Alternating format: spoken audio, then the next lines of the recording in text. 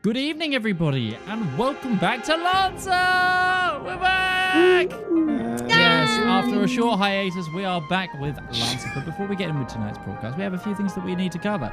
Mikey, what's on with you? There's a lot of things. So, it's our final announcement for this. This weekend, we'll sell you the whole seat, but you'll only need the edge. Midge and I are going to be in Rotterdam for TwitchCon. So if you want to come over and we'll have a chat about stuff, if you want to say hi to us, hey, we'll be there. We're there to have a great time, maybe do a bit of networking. Midge being a big shot over there, you know, having a great time, bringing people over to TwitchCon with him. We paid for it ourselves. Okay, so you can check out the artists. Foxy's flights. This is true. You didn't pay for mine though, dickhead. Oh God, no. You can check out the artist who's doing all of our portraits right, for the show. Do that. This is true. You should though. You can check out the artist who's done all the character portraits for the characters in this game. Her name is Mela. You can find her on Twitter and Tumblr as BUY_creator. You can find all of our shows on individual podcast channels. You can find them by searching the show's title. So if you want to find this show, you search Lancer. It's just business. You can find our Dungeons & Dragons show, the Underdark Chronicles, our Urban Jungle show, Recording Nights, there's a White show, the Great Schism, our Lancer show, It's Just Business, our specials, including the Elite Dangerous Rivalzone special, the Grease Goblin Removal special, the House Time Midgeman special, on the Podbean, Player FM, Podchaser, Listen Notes, Bloom Play, Apple Podcasts, Overcast, Podcast, Castro, Castbox, Podfriend, Podcast Addicts, and Good Pods apps. Shows released on YouTube for the and the podcast channels at 12 noon GMT, Friday for Elder, Saturday for Lancer, and Sunday for the specials. Please remember to turn on your auto downloader on your preferred app. Be sure to leave a rating and share it with your friends. And you can check out our links down below for our Durus, which Midge got yelled at for mispronouncing. You can find our merch store there. It was very funny. It's a meme. Yeah, that's everything from me, Midge. Then a couple of things from us as well. Just general stuff of remember that if you want to help us out, then the best way to do that is by becoming one of our wonderful Twitch subs or becoming a Patreon. Patreon gives us the biggest slice of the pie and helps us create a lot of these wonderful shows. And then finally, because I think we all need reminding, Roach, what are we playing? I don't remember. We're playing Lancer. It's a game by Massive Press. You can get the rules on their website or their itch.io page. They're free if you want the basic rules. You can also buy the core rulebook, which has all the lore and extra stuff in there. I think you might still be able to pre-order a physical copy of the core rulebook in its second print run, or not. That might have already passed. I don't know. Time has no meaning anymore. Yeah, it's great. And also there's a whole bunch of various like other campaigns and settings and stuff you can pick up for it, all supported, and should be able to find them on itch.io as well. It's usually where they're all located, but totally worth it. Well, without further ado, everybody, let's get on with tonight's episode.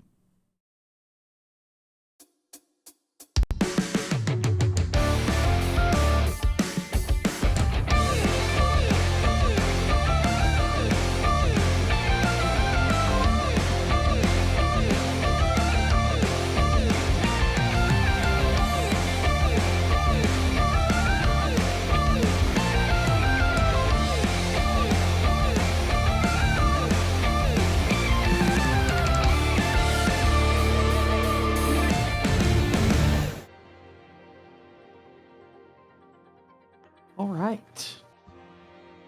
Well,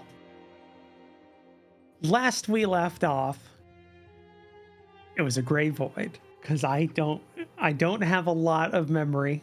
I've had a surgery since then. Red Moogle, why didn't you let us know where we're up to, given the fact you watched the last episode? Else has watched it to recap. So why don't you go ahead and recap? At least two of us have. At least two of you, while I quickly look over my scribbled notes from the previous sessions. And make sure things are working, because we've upgraded to a new version of Foundry and a new version of the Lancer module, so I gotta make sure all the stuff in the new map works. And we've got an Utari now as well. Yeah.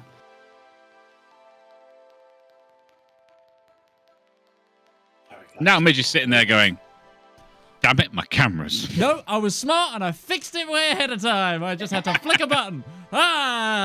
There's no catching me. It's only I that can mess up myself. You guys can't throw me. Me. It's only me that destroys my own self-worth. Pay and no attention to the man behind the curtain. The man behind the Is that curtain. The man behind the Midge? curtain will always point to himself because he's the fuck up. You guys are fine.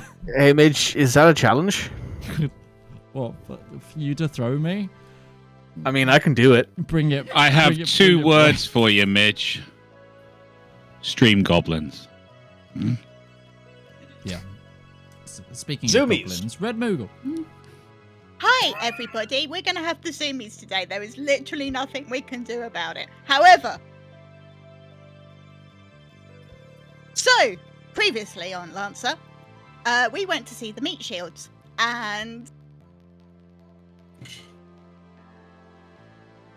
they were incredibly nice to us, and they gave us actually a whole bunch of stuff where we kind of bartered for it. So we got our mechs patched up because they were looking in a bit of a rough state after 2 or 3 battles we've had on the way here. But in lieu of that, they also wanted us to go do a job for them, and that was to go and blow up a communications hub that is troubling them and could actually help our cause, as well as helping the royalists as well. Reaper left them a whole bunch of death metal, which they are weirdly appreciative of. Spanner left them a bunch of screws, and I think that pretty much covers it, except we possibly completely forgot last episode that we need to talk to some people before we go, so we should probably do that.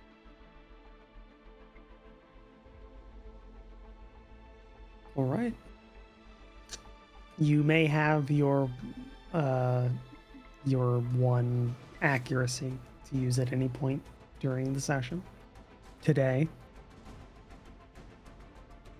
As far as I can tell, everything should be working with the transfer. If anything's not working on your character sheet, let me know. We'll let you know as we go. Yeah. So yeah, that was all correct.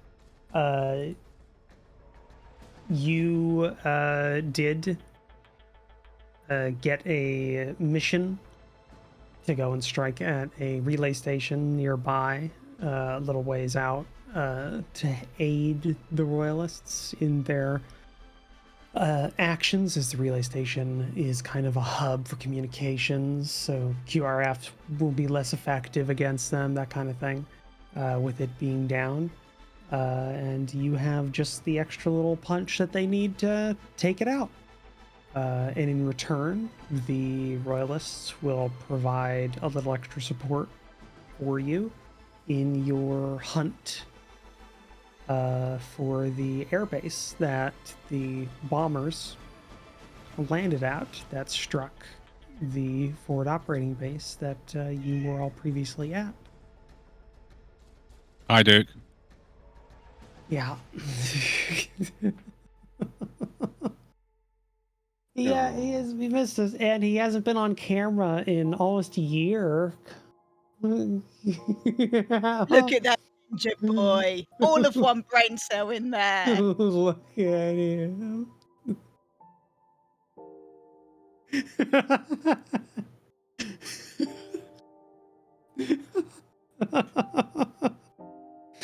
Oh, he's just... No, we've had your cat on. There was the one with George too. So there's been 2 cat episodes of Lancer. You should go watch all of them though. Yeah. I just have to I have to keep a hand on his head and pet him because he's not used to me being on the show anymore. So he's used to me being the only person talking to him. Yeah. I think what we did leave off with you being able to finish anything that you needed to do before you had to leave to the assembly area for the attack. So not going to rush any of you, but if you have any notes or anything that you need to talk to somebody or anything like that, quickly scroll through them and we can do that. It's gonna be a chaotic episode, audience. We're not. It's been literal months. So, from what I have written in my notes, Demon and Fathead were made aware that there were some analysts in the current Colonel's roster of Royalists that had worked in a base that was similar to the one that we're thinking that we need to get rid of. And the reason why we didn't go talk to them straight away was because they were off duty. So I assume Fathead / Demon will go do that. If that's the only thing I have noted in mind, unless there's anything you can think of, Red. I've got something that's outside the episode that I need to talk to Demon about, but we'll do the first one first. First things first. Okay. Well, I can tell you because you did talk with someone during the previous session. Well, you talked with the NHP that is working with the Reginald. Yes, Reginald. Good Reggie. Yeah. And he did inform you about he gave you the plans and various other information about the air bases, the general standardized ones that are on the planet and used commonly by the military. So with the analysts that you talk with, you're able to narrow that down to it is a partially... We can hear him purring through their microphone. Wow. Didn't think it was that sensitive. Yes, he's purring up a storm. Because I'm talking to him, because that's all he knows. That's because I'm talking to him a lot. Yeah. Yeah. But yeah, by talking with them, and we're just gonna gloss over it because it was basically just gonna be going over all the same information over again.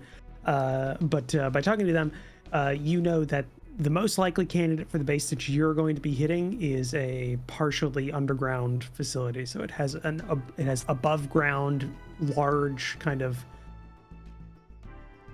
hexagonal / diamond structures that kind of like a very squat pyramids, very squat structures that have ramps that go down and then they come up onto airstrips that like the actual ones they take off and land on, and then everything's stored mostly underground. But there are key facilities that have to be stored above ground.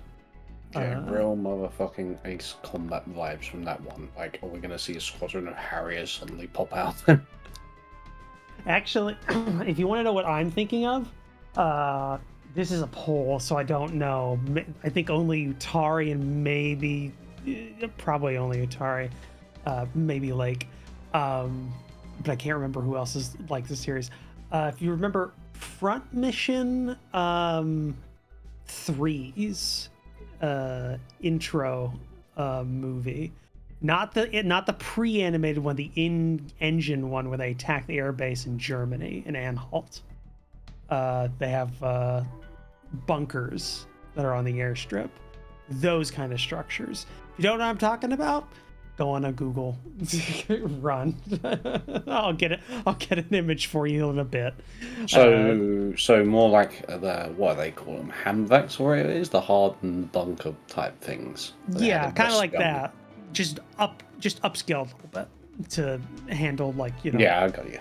Yeah. Just the way you initially was describing it made me think of like the Ace Combat missions where they have fucking air bases inside canyons with that you can fly down. That you can fly down, turn in, and everything, but somehow you can't go above 500 feet. Yeah.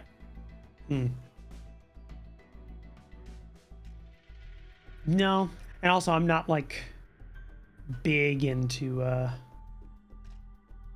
Ace Combat. I've only played one of the games.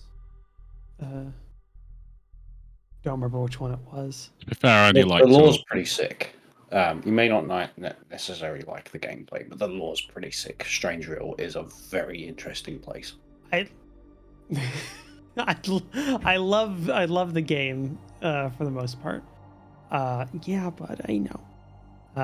But yeah. So that's what you're given. That's the most likely target that you will be hitting. So there are still like, admin buildings above ground and general other facilities that can't be stored easily underground due to being needed to like service them. So like, things needed for like quick turnarounds for like landing and launching combat aircraft and stuff like that are still kept up above ground. So, a part of the base's overall fuel supply and a part of the overall, ordnance is stored above ground, but there's still backups underground, that kind of thing for the operation of a base. But, yeah.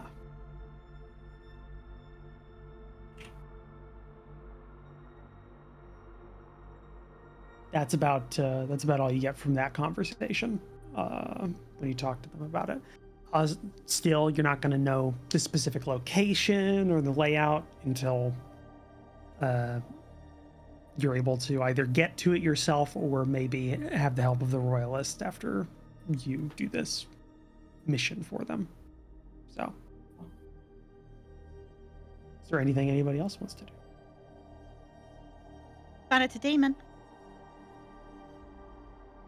I'm standing next to you. Yeah, but this is kind of a secret conversation, boss. So why are you speaking out loud over a radio that can be intercepted? You were the one who said we were going to go zoomies today. Fine. Demon, I'd really like half an hour to an hour with that comm space before it goes boom. Half an hour to an hour is an awful large amount of time. I'd like to know exactly what you're looking for. More encryption stuff, so it will help me break any more codes. Any intel about who stole Grace's files and anything else that might pop up about old buddy Jericho. That is an extremely large net you're casting. It is, but any intel is good intel, and what we don't use we can pass on to the Royalists, and they might give us more stuff. This all determines that we can actually hold the comms center for half an hour to an hour, not knowing what exactly they're going to be throwing at us in the first place. Well, I was kind of hoping I could sneak in before you all went boom, boom, boom.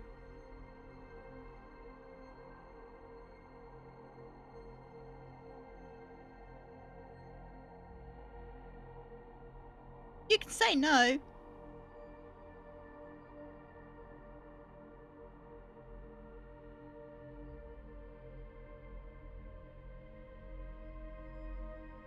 You have to see what you can do while you after the attack. Okay, We understood. can't risk it. We've not got any resupply or reinforcements. And we're already extending ourselves further by doing this side job. Alright, I might be able to salvage something. There you go.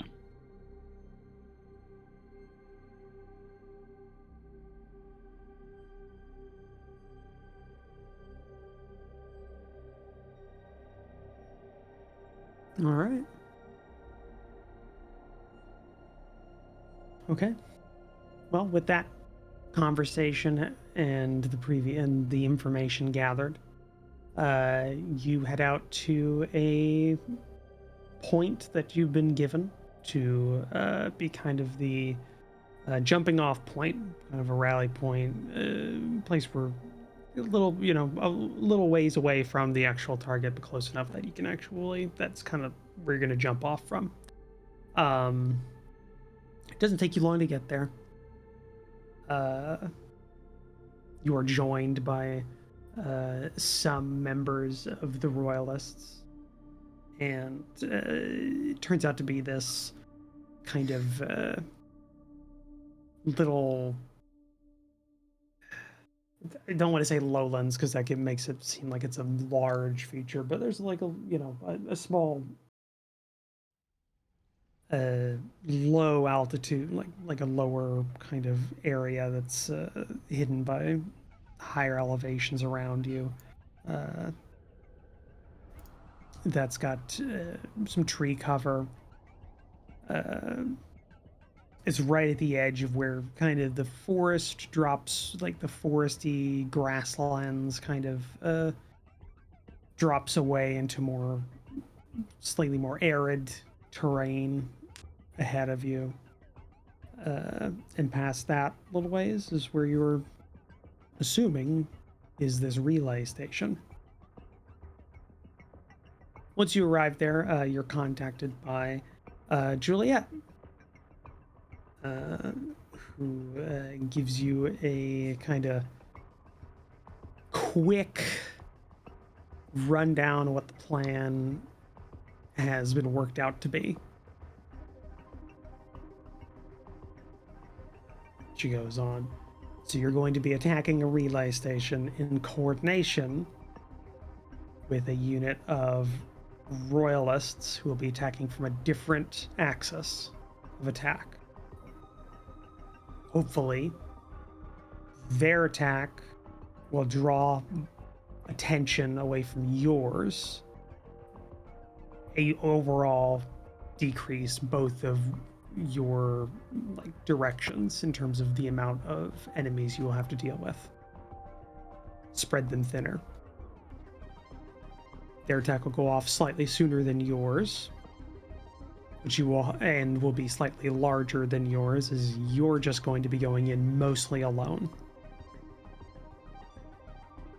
But you are going to have support. So the base does have a wall that separates it from the outside, with secured gates, pretty hardened. It's a military facility, or at least it is a government facility. So to aid you in this, the Cat's Eye, the Corvette that has been supporting you throughout this entire operation, or at least relaying your comms and keeping an eye on you, is going to be doing a strike at the retaining wall, or at the perimeter wall, and open a couple of holes in it. So there'll be multiple holes. You'll be attacking where a gate is also at, so there'll be multiple areas you can enter the base, hopefully splitting up further where they can defend. You'll be nearest to your target, which is a communications and server building, and your objective is to destroy it. You're going to be provided with some demolition charges. If you have some time to set them, they will take down the building. But you can also just brute force it. I still have an orbital bombardment. I prefer to save that for the attack on the airbase. By the way, I had that picture when I was thinking about put it in general. Yeah, I know what you're talking about. That is basically a three-way exit hardened air vehicle bunker, which I was thinking of because they're just like for singular aircraft. I get exactly what you mean now, though. Yeah. So, you get in, destroy that building, and then get back out. You're not going to be supporting the other team. They're not going to be directly supporting you. Your actions by attacking are hopefully going to be the support for each other. Quick in and out. It's not an occupation or a taking of ground. It's destroying key infrastructure necessary for the operation of the base.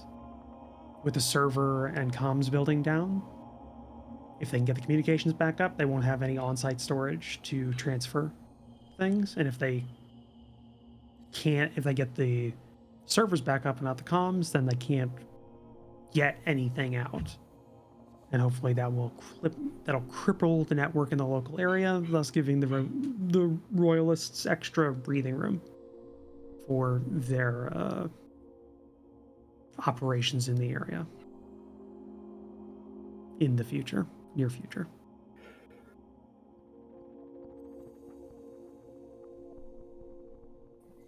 Any questions? Seems like a pretty reasonable plan. Any idea what we plan on facing? We got any estimation of enemy numbers, what they might be? It's a government facility, but it is near the royalists' normal operations area, so the likelihood that the security force there is militarized is fairly high. With the other force attacking, reinforcements should be minimal. And given the fact not that zero. But not zero. But given the fact that you have kind of helped the morale of the royalists in your previous actions since your arrival, they're more likely to fight harder and longer, therefore decreasing the chances of reinforcements. This is for out of character explanation. You've modified the role for reinforcements a bit in your favor. Translation: instead of 40 lancers coming in to help out to support the base, we'll only get 35. Yeah, sounds good. Looking forward to it. Roach, I played against you too many times. I know how this works, okay? So it's kind of like getting the health talisman in a Dark Souls game or From Software game. Just a It tiny makes it little just a extra, tiny bit easier. little extra bit HP. 2 pixels more. Yeah.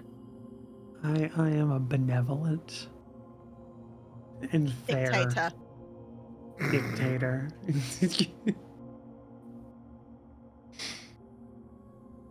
But yeah, Or at least that's all the shrines say. yep.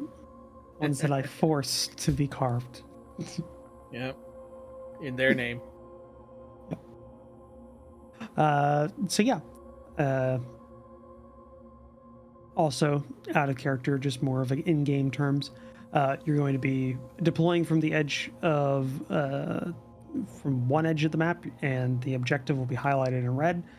Once you get there, you can spend 2 turns to wire up the building to blow, or you can just attack the building.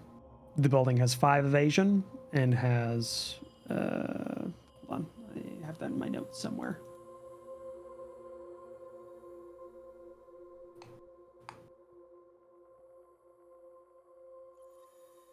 Somewhere around here. 50 health. We do have Demolisher Padre. Yep. But that is the and you have to destroy the target or blow the target, or have the charges set by the end of the actual encounter. And the encounter is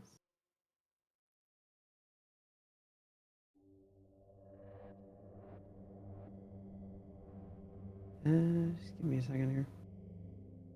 Everything is jumbled.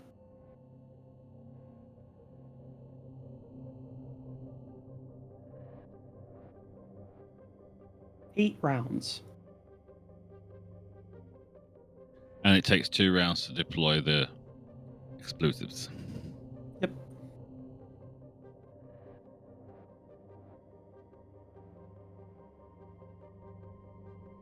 So, any questions or clarifications necessary? Seems clear enough. Okay. I can show you. Go ahead. Sorry. No, sorry. I was just saying, so it seems clear enough. She'll just get in, plant the charges, deal with whatever defending forces there are. It's a pretty straightforward on-paper mission. No doubt you're going to surprise us, as you always do, Roach, with complicated extras that you're not telling us right now. Nothing's ever simple. Yeah, you. I mean, only one person here has been on the receiving end of an Arma mission that I've made and Zeused. So, and I saw Mitch's eyes there in a split second. I maintain that. Actually, I believe I was on one of yours. Oh, yeah, maybe.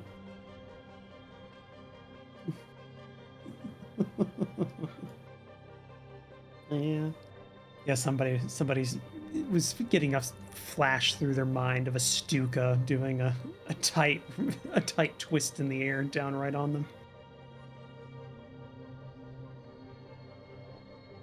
Okay, I'm gonna try and get the map up right now. Sorry, things in the interface have changed. At least you have an idea. Did CompCon have an update as well as? You have to log in. Yeah, log in.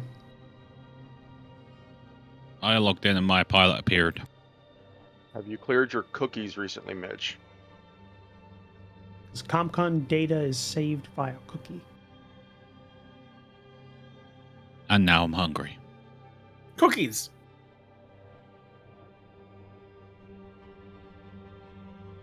I think if you just I cleared my cookies from the pantry to my belly. Nice. I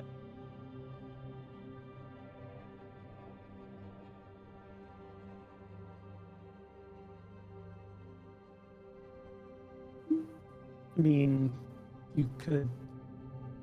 No, I mean, I think you can. Everything's in the Forge as well.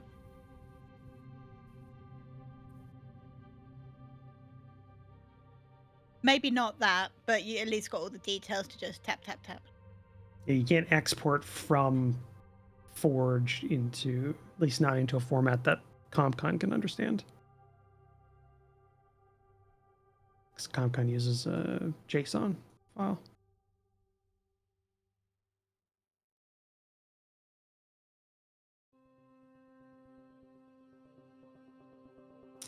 But yeah, no, there was a full. There's been an update to Foundry for a while, but the Lancer module didn't get updated. But it updated in the time that since we last played, which has changed a lot of things. Took me a while to get everything working again.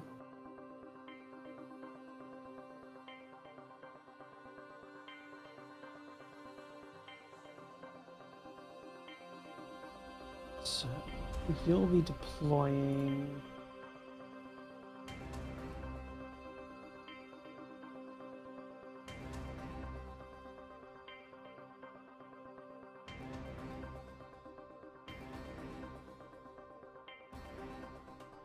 On CompCon?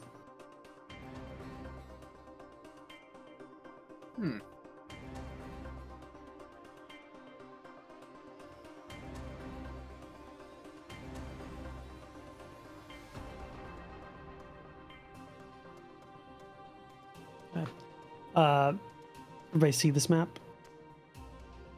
I can. Yep. Yes. Okay.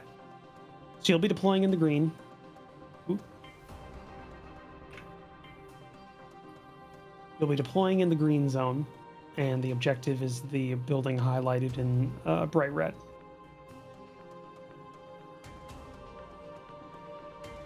This is a standard size map. You're not gonna have That's any a trouble. long way. It's not so bad. This is half the size of the map that you dealt with previously. I'm just checking how far it is. I don't know what the insinuation here is a problem. I haven't said a damn word. No, that was to rival. I'm just thinking we got 2 big guys and they're not exactly super fast. This isn't. Yeah, but we can also just shoot the building. It's not like we got to be right on top of it. Yeah. Technically, we could spawn in and Midge could just I nuke mean- the building. You could just be like, I'm just going to send this. I'd just be sending howitzers. You have been I mean- wanting to use your thumper rounds for like Yeah, that could destroy everything. The building. Yeah, I'll take that out, but that's not an enemy. Yeah, but it's a building that's protecting the enemy. This is true. Mm. There are intervening site blockers to This be is true, mindful yeah. of, and the wall is a size 2 wall. Though there is bits of it missing, looking at it. Is that the bit that Cat's Eye took out? Yeah, this is giving you just a preview so that you can kind of prep while I do the flavor. So yes, after a while, demolition charges are brought to you by the royalists. They're not as high tech as the ones that you've previously used, but they'll get the job done. And you don't have to worry about the using up your own supplies. And then you're kind of brought to your final kind of rally point to then what you're going to be moving off towards the attack with. Juliet lets you know. So Cat's Eye is going to be doing a highly elliptic low pass orbit. It's going to be going through the through the area very quickly, and it's going to just drop 2 things of ordnance and be out of there within about 5 minutes. Like, just to decrease the amount of time it's going to be in that engagement envelope for anti-orbital weapons. And quickly, and it's going to be doing that exact same time as the other attack happens. You're going to be going about 5 minutes or so afterwards. You're all ready. You got your comms on, listening to Cat's Eye as it goes in. It gets to the apex of its orbit over the target area. You hear the bombs being released. And then there's a few minutes of it going through the atmosphere and trying to bring itself down to where it needs to go, and then twin explosions ahead of you, just obscured by the arid trees of the area, before you move off to then go on the attack. I'm just getting everybody's tokens out.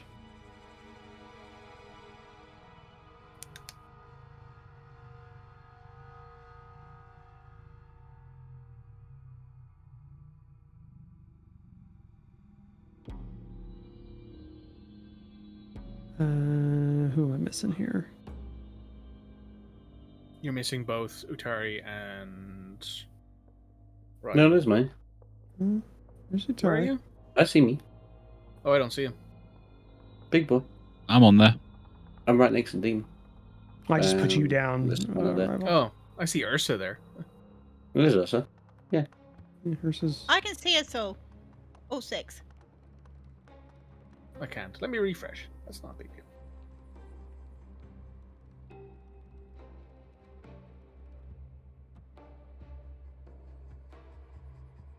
Yeah, there we go. That's fixed it. Okay. Put yourselves where you want to be deployed. This is your deployment phase. And then That's right. I forgot I still- So, just a reminder, I won't be able to pick where I'm going because, being meat shield, I have to go where everyone else is. I am the literal force field. So when it comes to deploying within the line, like, what's the rule for because this is technically Ursa's half inside the deployment and half out of it. Do I have to be fully fine. contained inside? Okay. yeah, as long as the majority of the hexes that you occupy are within that first line, it's as best you can. It's fine. It's yeah.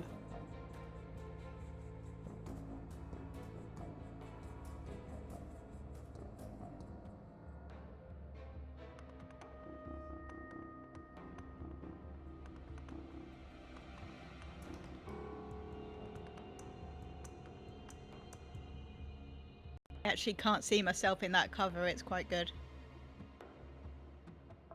Oh wow, yeah. Oh, yeah. Green on Didn't see you green. either. That green on green. That'll do it.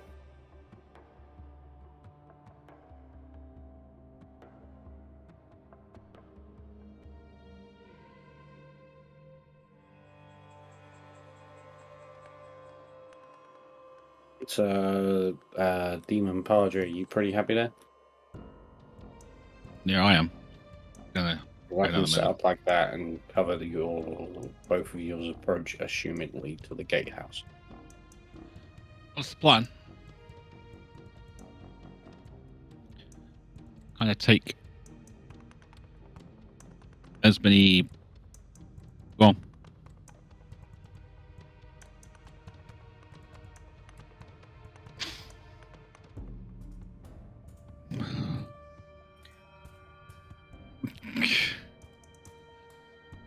well, that is a step up, Mitch. I mean, normally it's just a shiv magnet. That's true. Well, what is a bullet but a shiv that moves at high speed? Yes, but it is also projected from distance That's true. rather than in the hand of a teenage girl. Yeah, like what is a bullet but a really high, really advanced spear? Yeah, that's true. What is a bullet but just a very refined rock being thrown at a very high speed? Yep. I love that kind of humor. What is a CPU but just sand we tricked into thinking? Just tortured it into thinking. Just like you will think. that we've captured lightning into and then taught it to think. Yep. Technology. It's weird. Yeah, technology. It's literally just lightning and sand. And coal. Quite a bit of coal. Quite big call. Hey, no matter what power we are using, it all comes down to water moving something. This is true, yeah. Very true. Yeah. I think we're ready to go, Roach. Okay. Padre, you need to be on like an actual colored hex. Go to the other side. Yes. Well, you're close to the That's big a meat direct shield. order from your superior officer. I'm gonna say, if you was on the other side of me, you would you'd be within my shield.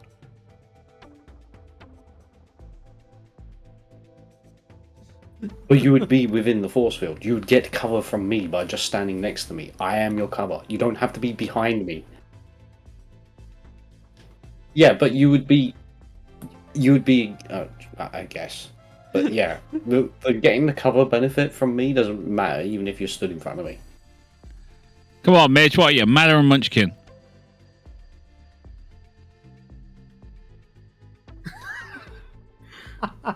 True.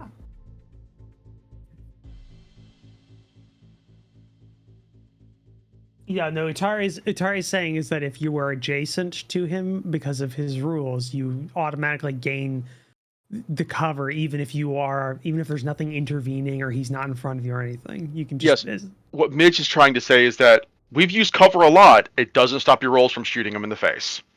Okay. He's trying to break line of sight, not just have cover. All right.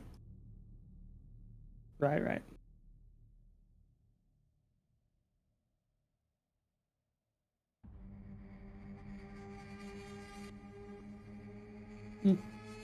Okay. I can understand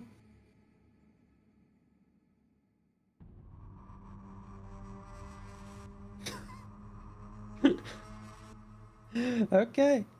I'm just gonna. All right. So we're gonna be. Yeah.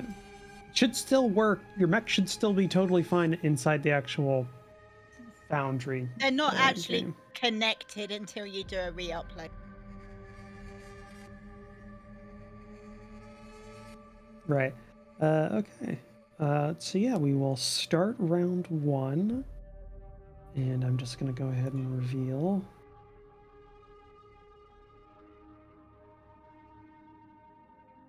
Oh, Boise, Idaho. Private Allen.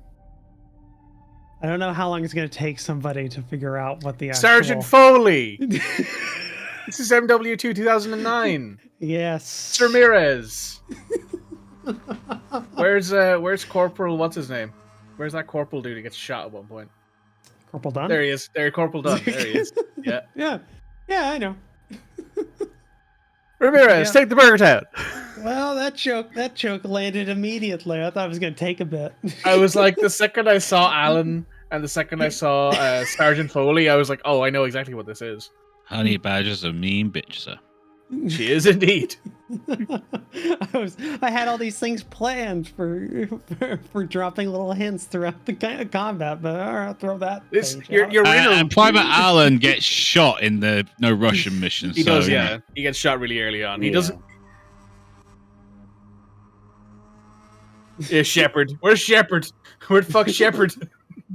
Hey, no, not Commander General. No, Wrong General Shepard. Wrong military Shepard. General Shepard, and we can't do that until he kills Ghost. This is true. Hey, this isn't the entire United. This isn't like that. This is just Hunter 2-1. Okay, yeah. this is just Hunter 2-1 and the 2 fire teams.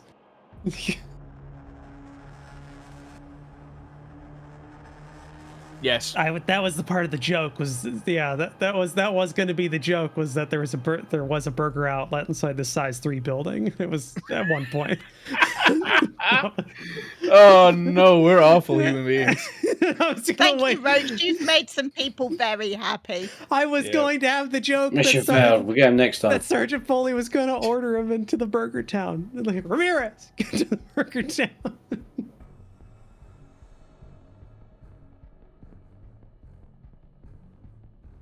You're reading the wrong one.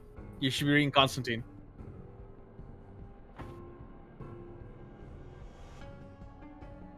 Yeah, you're looking at old mechs. Old mechs. You're okay. You're okay, Image. We're all right. We're all right. We're all right. We're all right. We're all right. We're okay. Okay. All right. So, yep, that's the joke. That's the theme here, because I needed X amount of names that were somewhat genericized, but could kind of work as guards. So, we'll just name them all Matt Damon. That's what I needed to tell them apart. Matt Damon. So. Already there. Don't worry about it. Look, guys, I pre-warned you this would be the Zemi episode. It's happening. Yeah. Roach isn't helping with these fucking Modern Warfare memes. No, absolutely not. But no. But God damn it, girl. It was the bit. It was the bit for this combat. Doing it for the bit. Look, if we know anything about Roach, and we know quite a bit, she loves a bit. Does love a good bit, that Roach. I gotta have one. You gotta give me one. So yeah, we're on the first round of the combat.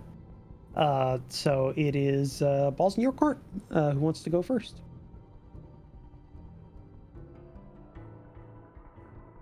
I can't remember how to do anything. How do things function? How do I use a mouse? Okay, I think mine is going to be really simple, to be honest. So I think a lot of this is going to be really simple. I don't think we can shoot anything in the first round. I think I technically can. I think, maybe. No, not within range, and I can't see these two. Or him. So. I can't see these two either. So yeah. Right, I'll just go first then. Okay, so going first is Reaper.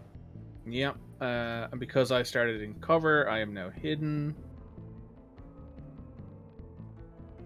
I will then move to there to stay in cover.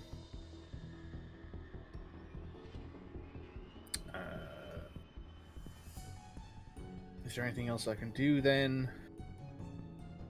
Not really. No, that's basically all I can do. Is just move. Yeah, that's it. That's all I can do really. I could move again, but I don't really want to get too much closer. Okay. It's my turn. All right. It's your turn.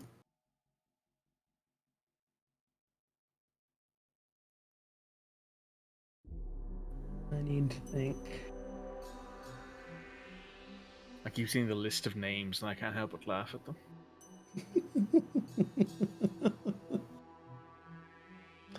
just hey, this could have just been at least I went for this. My original thought was to have NPC names from Call of Duty 1. Oh, fair, yeah. I wouldn't have got that. Yeah, I thought that was a bit of a stretch. So then I saw Captain Price and I was like, oh, wait, no, he's in other games. Well, that price is apparently the price that we play in NW2 2009's grandfather. Apparently, is how that works. Yeah, I guess it would. But I think what we're gonna do here is yes, Pet Duke.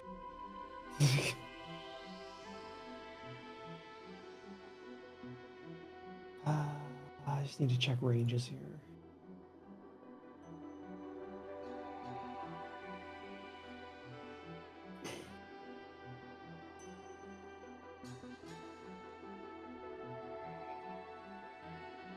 And I'm not as familiar with this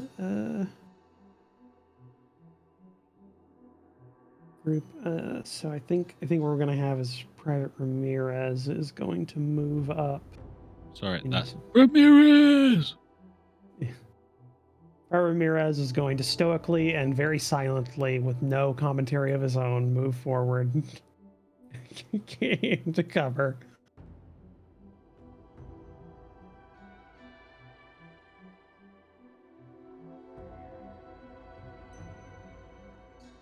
And I think that's gonna be it. I don't think he's gonna have anything else to do. Doesn't have any other things that he can really do.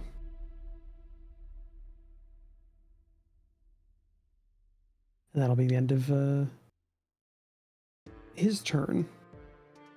May I go next? Looks like it. Cool. So, I'm going to do my jump jets and go up to level 3 if I can. Oh, well, if you're starting where you're starting, you're already on height 2. Okay, so I only need to go up 1 to be able to see over the wall. That's what I'm trying to do, basically. Yeah. Okay. And then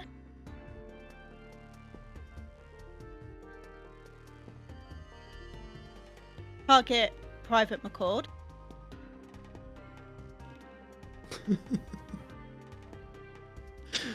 I didn't know this joke would hit as hard as it's hitting. Just low level, but still. You know your audience, right? Come on now. Yeah, I guess so. All right. Yep.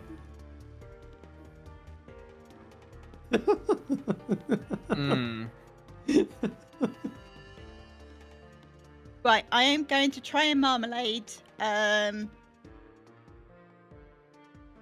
Private McCord.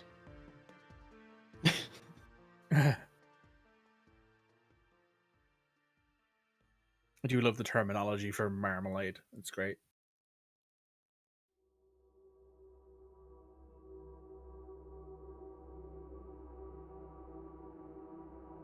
Ooh, nice. Okay, just to remind you, Roach, that means that they get a heat damage and that the mech next to them also takes, I think it's energy damage. I think you might have used the wrong tech attack there. It's I used hack and I needed to use hack and slash. Well, you hit, so what's the effect of hack and slash? And just read that and we'll just do that. Your target cannot benefit or take quick or full tech actions.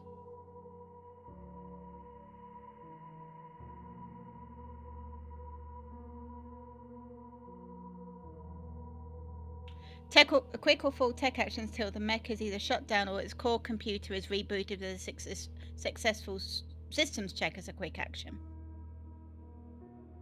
Okay, so no tech attacks for Private McCord. That's different to what it was. They might have updated It it. used Maybe. to be everything. I think you're looking for eject magazines. Oh, that's the one, and I don't have that on. Things have broken, it seems. Things have broken. Let me see here.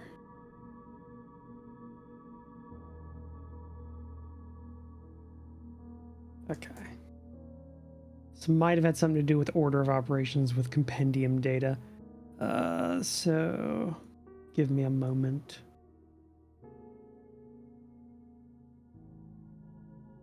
This is not something you're going to be able to fix. This is something I have to fix, and it's going to be a little tedious for a minute or two. Well, do you want me to try and find the skill, and then you can try and fix it at break time? Well, if that skill's broken and it's not there right now. It's right there. Eject power course.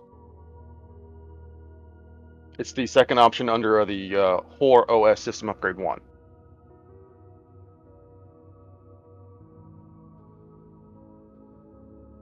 Yeah, eject power cores. Your target becomes jammed until the end of the next turn. You temporary destructor systems, ejecting ammo, magazines, and cooling rods. I was in the wrong thing. Okay, there it is. Perfect. You're looking at Thank the old you, mech, weren't you? No, I was looking at the right mech. I was just in pilot talents rather than in That one. the Yeah. goblin. Okay. So It's been a while. yeah, it's been It, a while. it has been, according to this, 77 days. Okay, a character's adjacent to your target also take 2 energy damage. This can be Okay. used once per scene on each character, and the target also takes 2 heat because I invaded. Okay. All right. Done. Thank you. And my movement.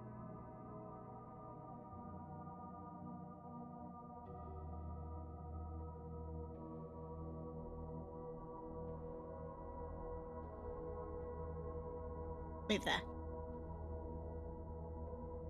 Okay. Okay, that's me done. Alrighty then.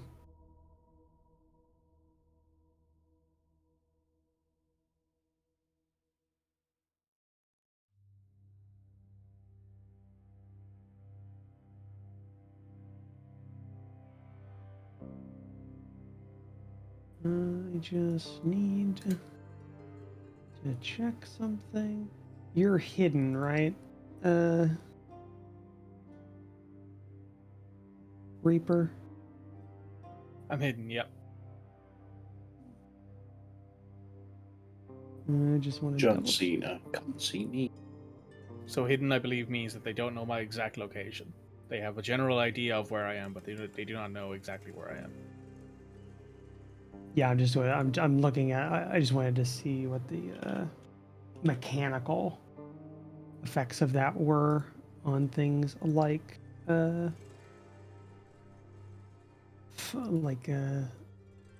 targeting.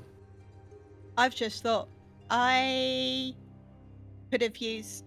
That was a quick action, so I've got another quick action. Yes. Sorry, Roach.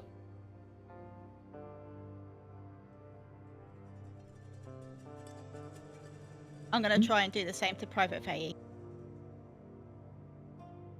Okay. And this time, use the right button.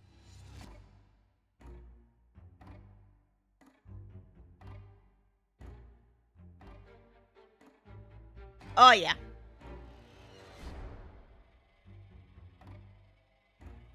Oh, nice crit. So, yeah, same again. 2 heat taken by the person invaded, and 2 energy damage goes to the neighbor. Yep.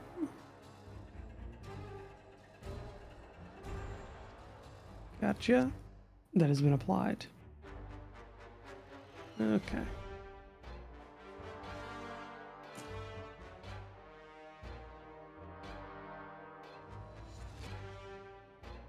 So with this, Funnily enough, I can't find anything on the compendium about the hidden. I've already been. Status. I already informed sent it to of Roach. Oh, cool. Yep.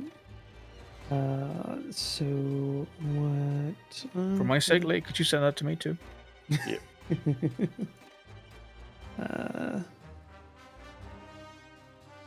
Padre is gonna move up. I'll post it in the general chat. Cheers.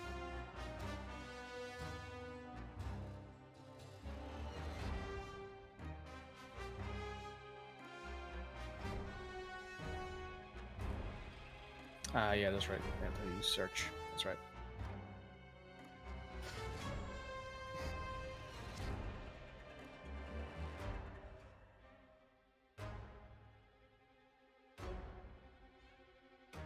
Now I just need to double check search.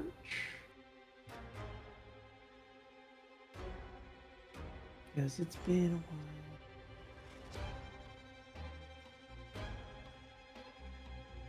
Okay. Found it.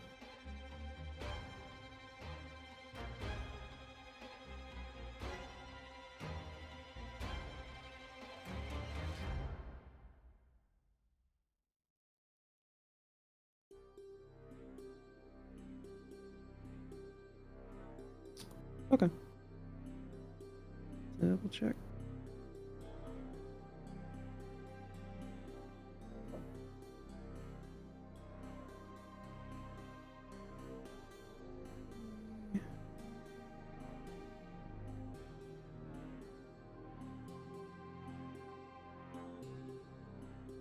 I think they're just going to actually move there.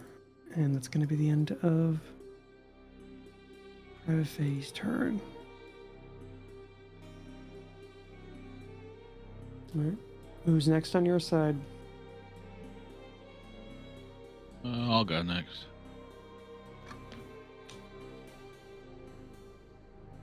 So I'm going to use my jump jets. Get myself all the way to there. Okay.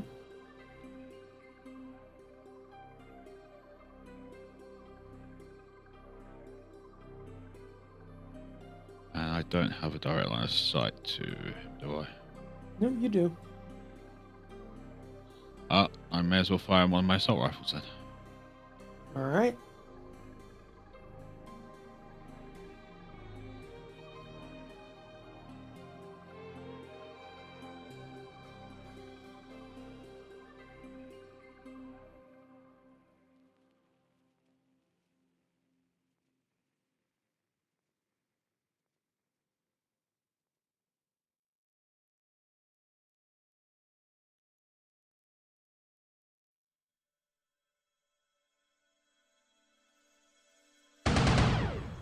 I got 2 reliability, so he still takes 2 damage.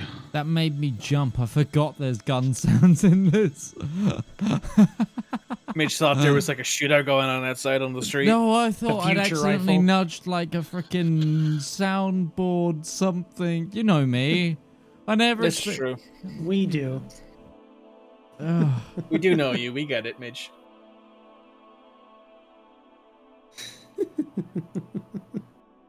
Rival's frozen a minute, so he's just gonna try and figure out his Discord. I forgot a rule that these guys use.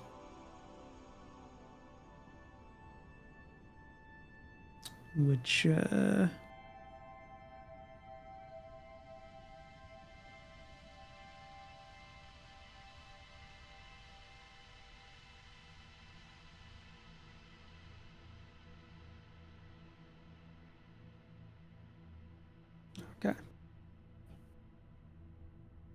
So essentially, these little two-person fire teams, like battle buddies systems, they act one after the other during their activations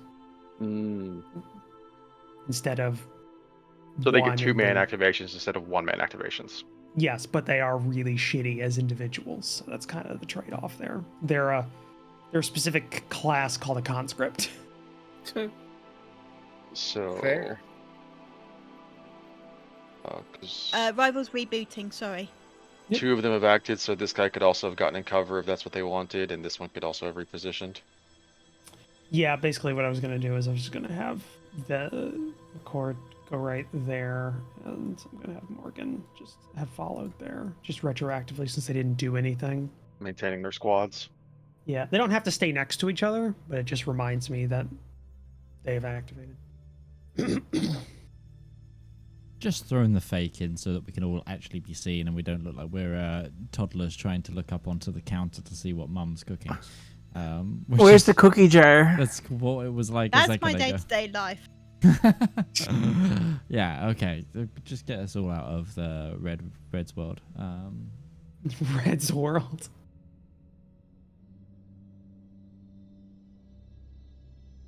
So to plug something while we wait for our friend to come back, during our break, there were 2 separate one-shot / mini campaigns that were run. If you want to go check those out in our various different places where we put things, the long lists of podcast services. Yeah, Mikey, you need to update your list to include your one-shot. I feel like that's a bit like self-serving. You know what I mean? You I don't think I have the ego to do that. You know what I mean? And you're saying If it was the whole me- component cast isn't self-serving for me? Like, Well, we know you have an ego like a planet. yeah, exactly. Whoa, We're here to serve the huge ego of Midgeman. I am ego. Under the purview of Midgeman World LLC. Yep. The Midgeman's World Limited. The extended Thank you. Midgeman. I'm sorry, the Midgeman's World. Trademark for limited purposes. The audience, you think I'm joking, but that is our parent company. Yes. Yeah, it is. I thought that was a good idea. How old were you when you decided on that name, Mitch? Older than it's probably comfortable.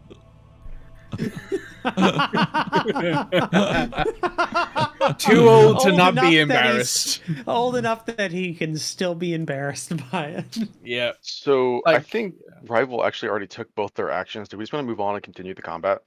Sure. Did Because one they attack. moved, boosted, and they got their assault rifle. And I don't think they're within range to shoot any other guns. He didn't. He used his boosters or his jump jets to move. He didn't boost, so he did. That requires a quick action. To use his boosters. Yes, because you have to take the boost action to do that, which is a quick action. He's back. We're gonna ask him.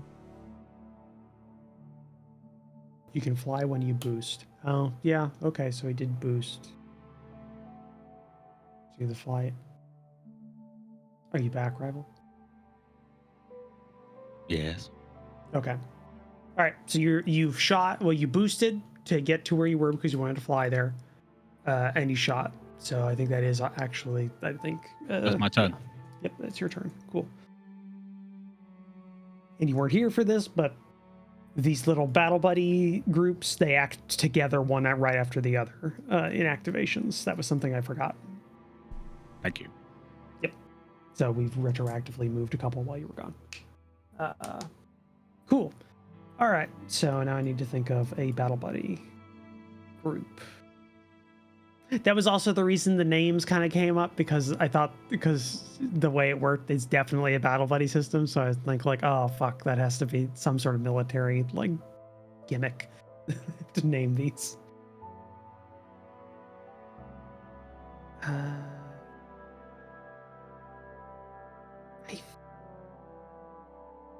think Private Allen and Aram are gonna go.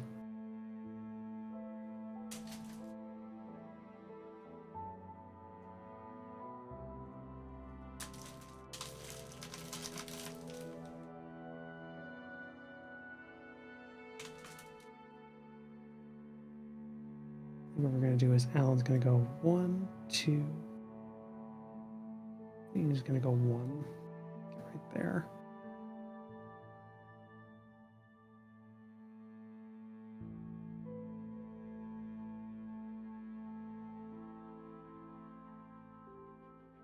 I think Arm's gonna go and do 1, 2, 3, 4.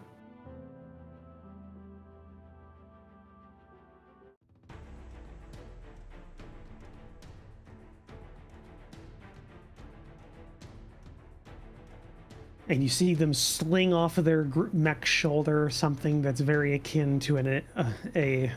At this point, your character probably wouldn't know it since it's the equivalent of like, oh god, that many years in the past, probably the equivalent of somebody like slinging something off their shoulder in the modern battlefield that is a modern weapon but looks like a broadsword. They sling a Panzerfaust off their shoulder and they're pointing it at you. I only say that because that is the name of this weapon that they're using.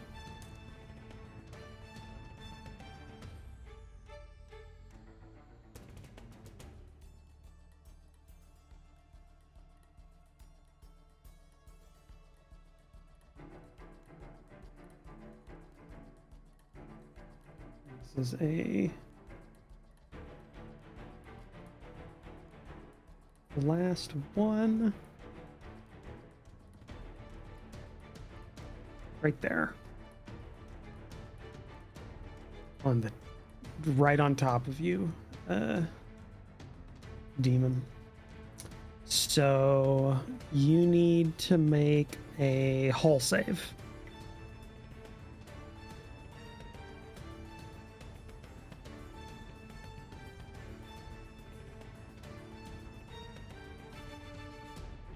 Hull save. Hull save. A Panzerfaust has just been shot at you. Is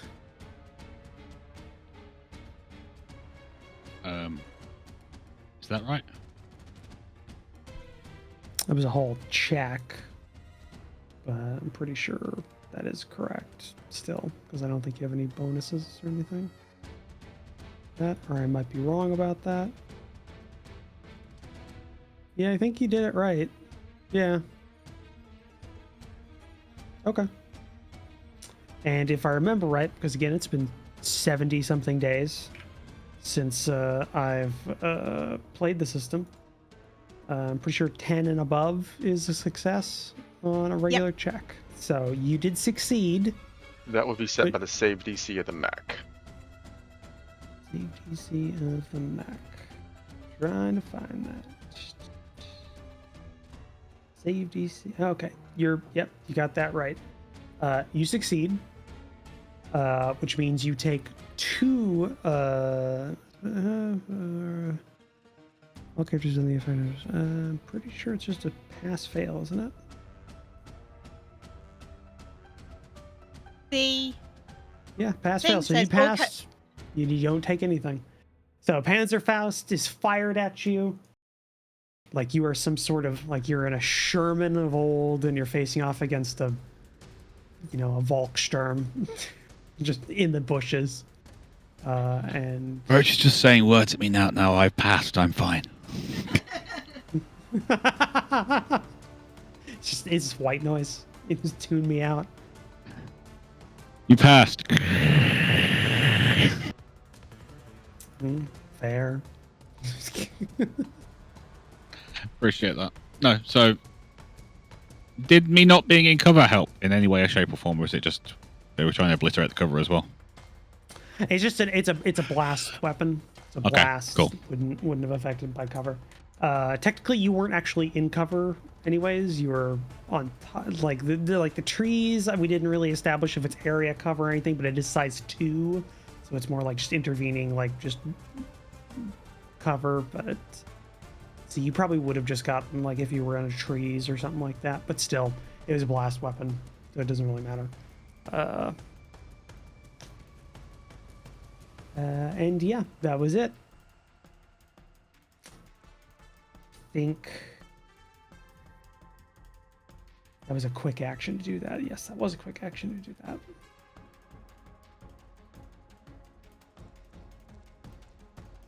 I think with the other quick action, it's going to skirmish, and I'm pretty sure it's got range for this. Yeah. It's going to take out its really shitty main gun and shoot at you. Return fire. Reaction. boom, boom, boom, boom, boom. Is there any Is that within sensors? Sensors for No. I just for demons within my sensors. That's the reaction warp shield. Mm-hmm. Okay. I get to fire as well. Okay. Do you get to I fire think yours before? is if you're hit. If you're hit, you get a return fire. So let's find out if you even get hit first. Yeah, these guys aren't particularly good, so we'll see that. And given the fact that I'm now making a judgment call on this, trees are soft cover, so that just makes sense to me. Yeah. So I doubt this is gonna work. That's out why we're well. dealing with assault rifles that are basically the caliber of tank shells. Well, I mean, normally look at yes. Oh, look at the shit. size of the thing. Actually, this is a disposable PDW that is firing. A mech-sized disposable personal defense weapon. Still Yeah. freaking tank shell. Yeah. So yeah, you take. Oh, hold on. You choose. You can choose to empty this weapon. Okay. It's not emptying this weapon. I misread that. I thought I always had to empty the weapon because they're so shitty as soldiers.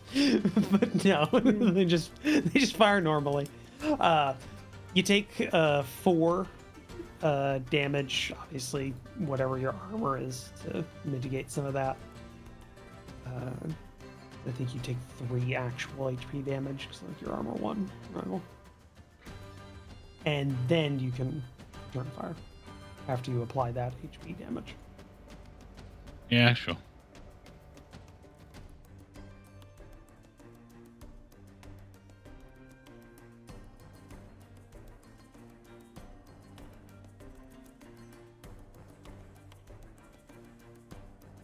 Yeah, I just double check turn fire. A character hits you with a ranged attack. Yeah. Okay, so auxiliary weapon. Which, your pistols.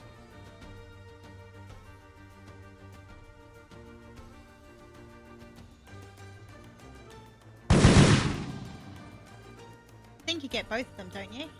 No, just a single weapon. It specifically says on the tab. Oh, and it says single weapon red. Yeah. Still reliable one.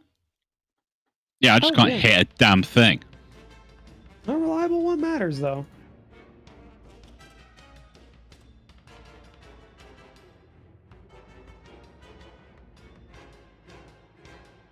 Okay.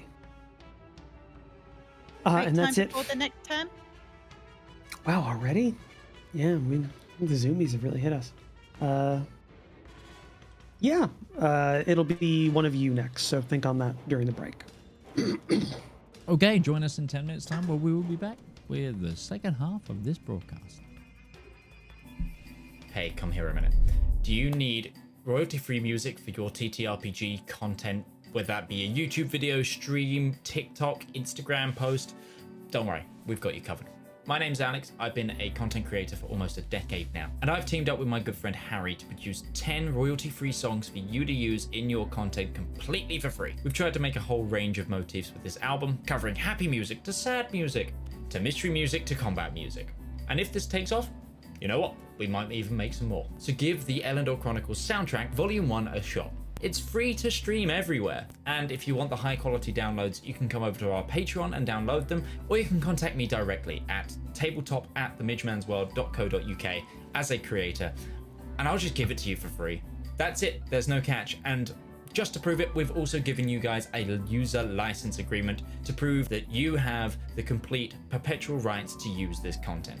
So enjoy, and good luck on your next adventure.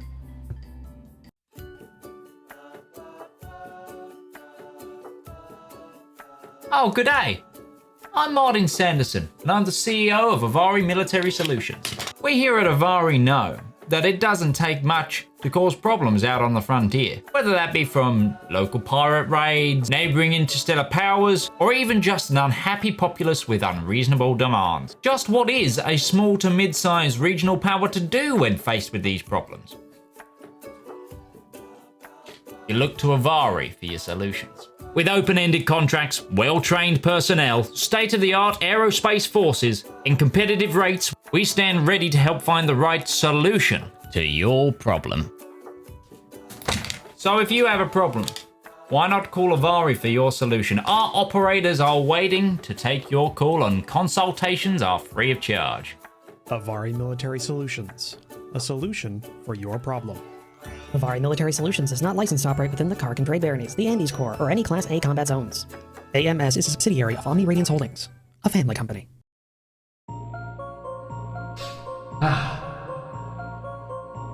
When is a story more than a story? When a tale is more than words on paper? When is an ad more than the script it's written on? In the darkest and deepest annals of our own history, worlds of wonder and splendor burst through like a blister made of hope. On the brain that's wrestled and riddled with madness, a radiant pustule. Writing, art, that's storytelling. That is the true lust of life.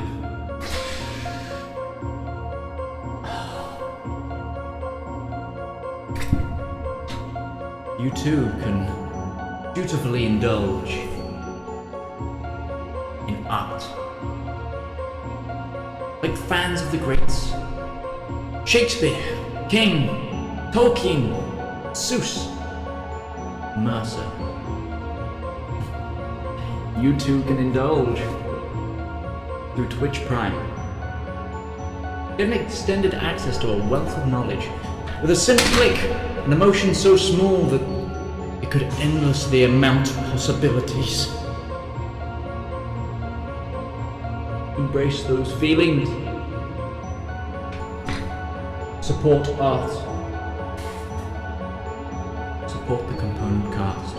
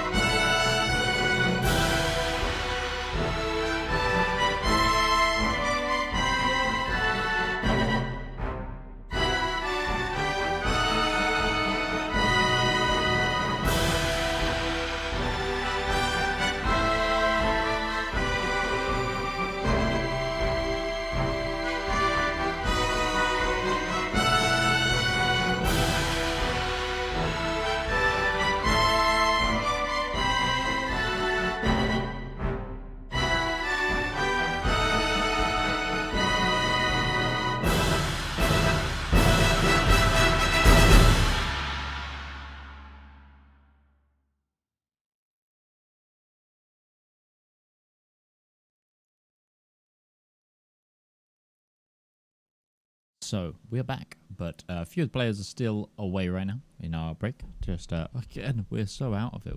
We're unaware of our own time. Guys who are here, should I go next? Do you think? If you want. How far is your yeeting distance? Actually, I don't know if it's our turn. Because we were going into our turn. I believe Roach said when we went. Well, off. I think Roach immediately forgot this guy moved, which means this guy over here also needs to move. Oh, right. Okay. But we're still planning next for that. Yeah. I mean, if you just want to shoot the crap out of this guy because he's visible, you could absolutely do that. So I'm 15 for the small mortar, 20 for the big howitzer, but I'm kind of saving the howitzer, so 15 basically is my range on my little mortar. I can also destroy cover if I remember as I'm a siege specialist. Let me remember what my impact rounds do.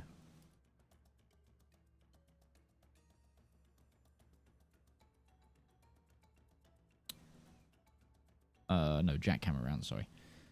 Fire a jackhammer round from the undersling launcher, automatically dealing 10 deployable equipment 10 AP kinetic damage to any size 1 section of any object within range, e.g. cover, deployable equipment, buildings, or terrain. Any character suggestions to the target and knock back from it 2 spaces and take 1 kinetic damage. Everything is kind of size 2. So I don't know that it's best bet. I can obviously reduce the size of the cover, I guess. But that would be down to Roach. We're back, by the way, Roach. Oh, we're live? Yeah. Oh. All our timings are off, don't worry. We need to have like a light behind you. Or something. Get a live thing? Yeah, something. Have one. Didn't you have one of those? I've Yeah, you got had one of those somewhere. Yeah. But yeah, no. See if you can get it to work on your phone. Before That'd we be go nice. on to our turn, Roach, we think you might have a battle buddy that needs to move. Yeah. What? Because if Aaron moved, then does Alan also not get the chance to move? Alan moved first. Alan moved 1 square up and deeper into cover. Sure. Like I said, they don't have to match or anything. They can just they go together. Cool. Okay. Then I'm gonna take a move. Okay, so you're going. So Padre's turn. Yes, me. Cool. So I have a movement of 4. I'm gonna go to here. Pre-game talk of cookies and stuff like that got me craving cookies. So we go to that. And I see you took my advice of clearing your cookies from the pantry to your belly to heart. so I think I'm gonna drop a mortar round right here. okay. Yeah, and it's +1, so I'm going to be trying to hit these 2 here.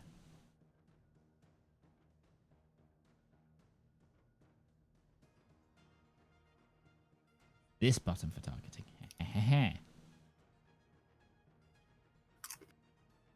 There you go. Boom. So, yep, this is my mortar, main cannon. I don't think I have any accuracy right now, so this is with 1 inaccuracy. It's an arc. And that's a hit on both. For 5. That's Very good nice. too. Very nice. I just need to double check if there's any extra damage coming out from being a siege specialist. Before making an attack with a cannon, or a cannon also be knocked back. No, that's fine. And I'm not in danger zone yet, so no, it is just 5 damage. Okay. You're not hot enough yet. I'm not. right, I'm not running Mick? hot. I'm not running hot yet. No. And then I just want to check because my assault rifle is range 8. Oh, he's just out of range. So It was that crafty training that they've got, and you knew exactly what you were going to do ahead of time. Exactly. Yeah, that's. So I've moved and I've used a quick action. You have one quick action left. I can't fire the same weapon, can I? No. What can I do as a quick action, everybody? You could boost and move towards cover. Yeah, you could can you could lock boost on. yourself to here or here. Okay, or it's a lock on. Yeah, that's true. I think boosting's probably my best bet. So I'm gonna go up to here. Boop. All right. That's me. Okay.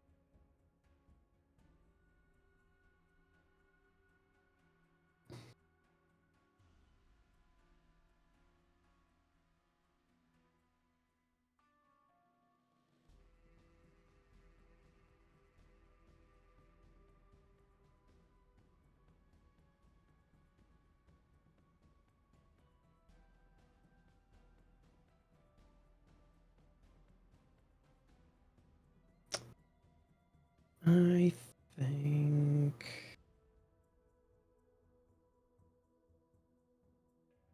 we're gonna have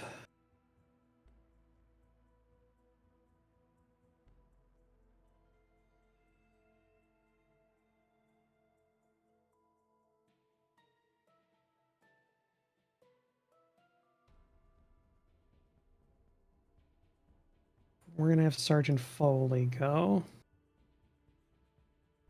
What's he gonna tell us to do?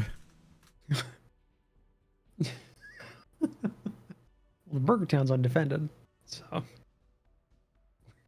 we're in a dangerous strategic position right now.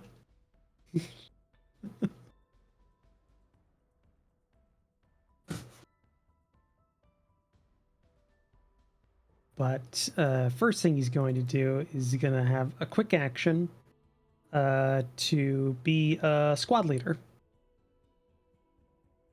And he's going to tell Corporal Dunn that he's a squad leader, which effectively just means that he gets +1 accuracy for his next attack or save.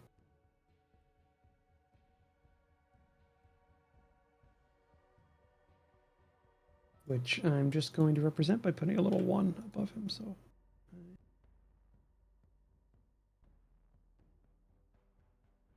I know that.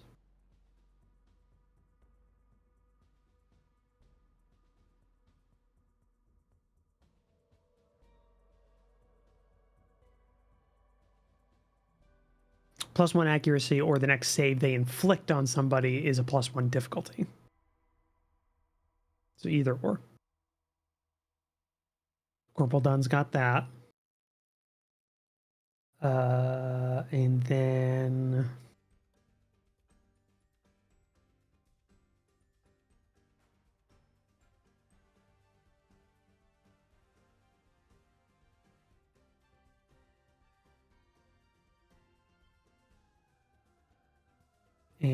he's going to use coordinated maneuvers.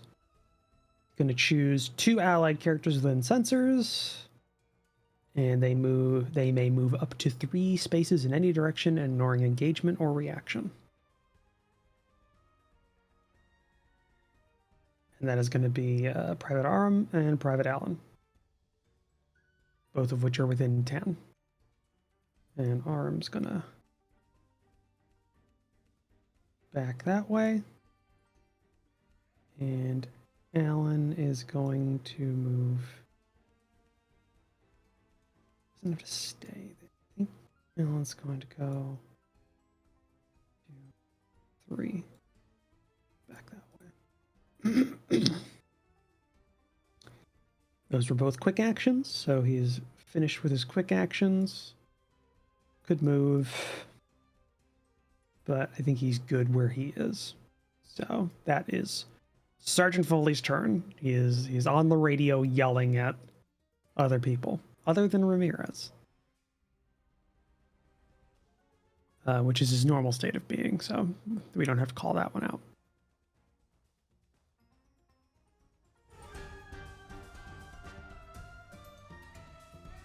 And I apparently forgot to put Corporal Dunn on the combat action bar. Yeah, and that's it for Sergeant Foley. So Fathead, Demon, or Ursa? Demon has already acted, right? Yeah, Demon's been. Oh, Demon already did. It's the biggins, the slow biggins. The big ones. We saved the cover for last. The very slow cover that's not very useful at the minute because I'm so slow. But sure. Yeah. I don't know if there's any point for either of us going first. If you want to go first, you can. No, honestly, I'm going to be useless either which way because I'm so slow. There's no one super nearby. My strength in this scenario is going to be my plethora of amazing reactions. But I'm not going to be very useful in terms of like my most powerful stuff because that's going to involve me being immobile. Okay. Then I guess Ursa will do it just for the lack of other options. Honestly, my turn's going to be move, shoot. Just Instead, go ahead. 3. Boost for 3. I think that puts me just within line of sight and seeing this guy. We're gonna tech attack him. For lack of literally anything else that Ursa can do beyond range 3. Basic tech attack. Surprisingly good for that mech.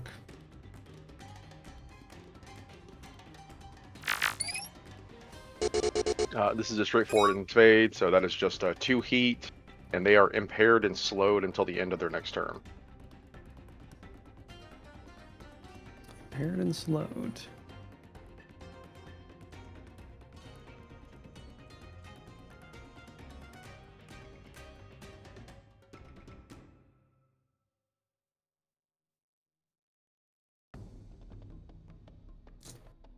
Okay.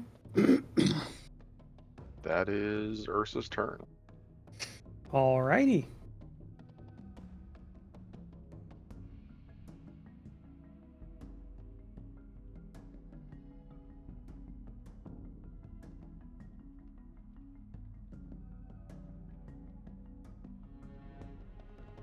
So Corporal Dunn's gonna go.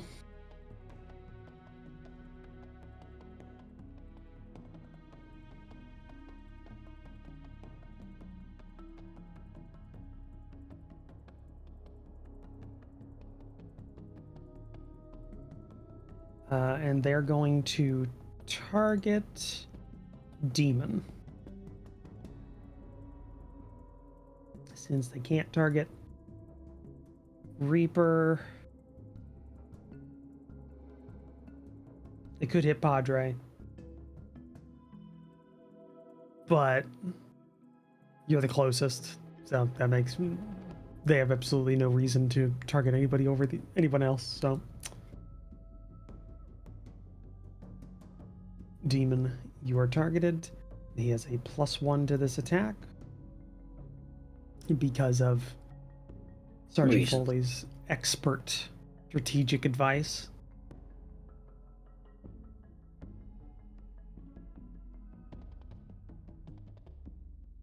I'm pretty sure this is just...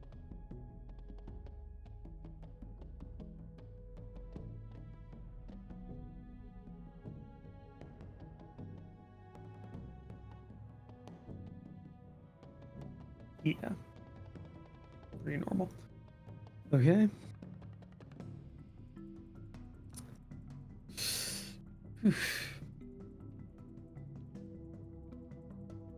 And gonna use up this, essentially this accuracy that he gets. And fire. Surprisingly very low roll for having a +3, essentially +3 accuracy on that roll.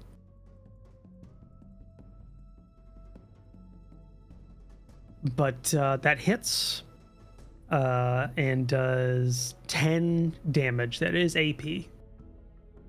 So that's just straight damage to your HP pool.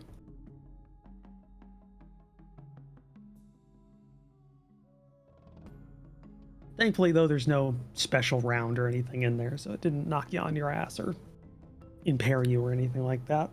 It just hurt a lot.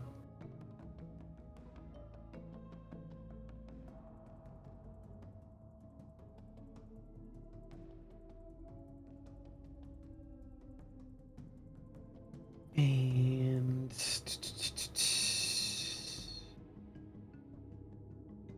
as for the other thing they're gonna do, since it is an ordnance, so they couldn't do anything before then, other than shoot. You're just gonna shuffle up 2 spaces.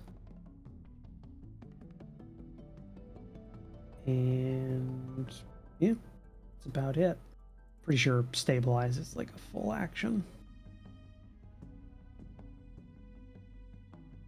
If I can find it.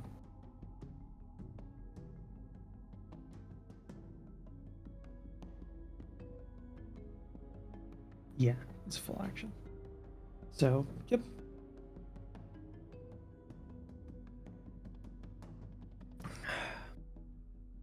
That is Fathead's turn now. Next. 1, 2, that's 3.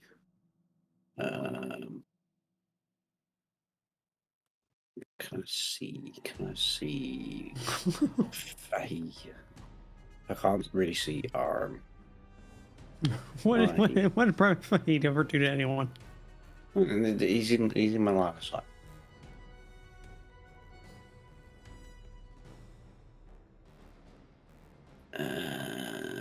Is he within range? Yes, just.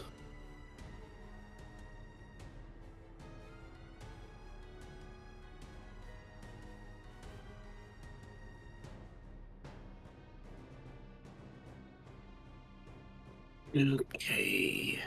Does he count as in cover? Given the corner clip? Hold on.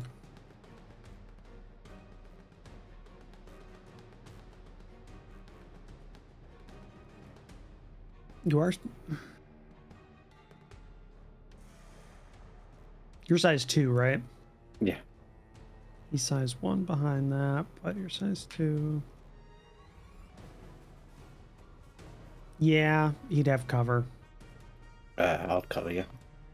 Yeah, it would be hard cover. Right, It's not like the other ones where you're. Any other like... effects I need to be aware of at the minute that's going to like modify this? No. There we go. All right, the minimum damage did it. Yeah. He had 1 HP. That tech attack you did before, like, it did any actual HP damage, he would have already been dead. He was just. Nice. Yeah, that's me. All right. Wait. Assault rifle, is that a full or a quick? It's full. No, it's a quick. Oh, it is a quick. It's just can a I do like skirmish. a double move? Yeah, you could boost. Yeah, I'm a boost. There we go. All right.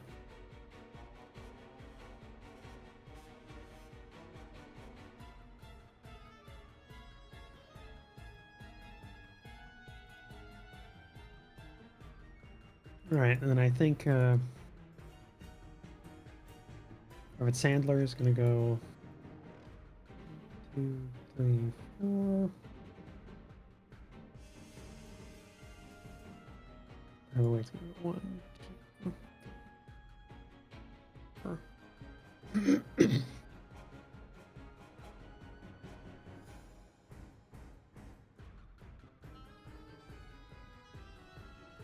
That's it for their turns.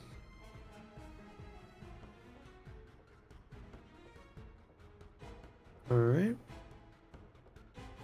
Next round. Round 2.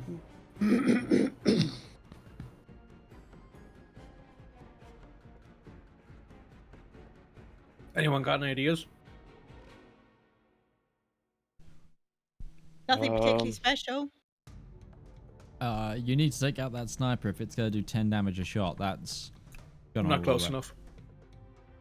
I think we got a round or two before we got to worry about that. Also, it's just shot, so it doesn't have a shot anymore. So it'll take at least another round for it to actually be ready to shoot again. Yeah, but what if, for breathing room. example, just me mechanicking things out and how other things have happened? What if Sergeant Foley can tell Corporal Dunn to reload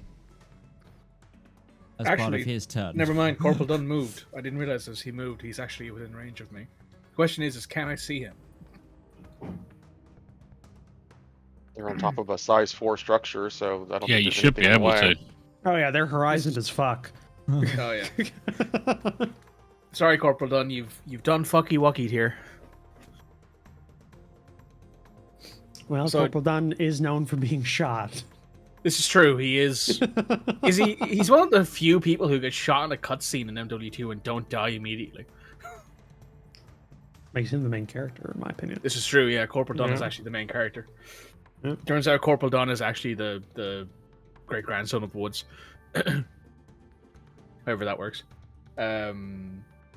Okay, so I guess I'm going first then to try and take out the sniper. All right. Sniper Sorry, I duel. just had the Ant-Man's review of the latest Modern Warfare 3 video game, and just like his joke about it, but I wasn't in that tunnel. Yeah. That'll happen because they already brought Soap back. Wait, did they? He was Oh shot yeah, in the he's, head. he's back in the multiplayer. They So brought the joke's Alex, real. funnily enough, back in the multiplayer. Like, it didn't matter who they killed in that game. Anyway, So the jokes are... they write themselves. It's not even... the joke is real. I wasn't in that time. Yeah. Right, so...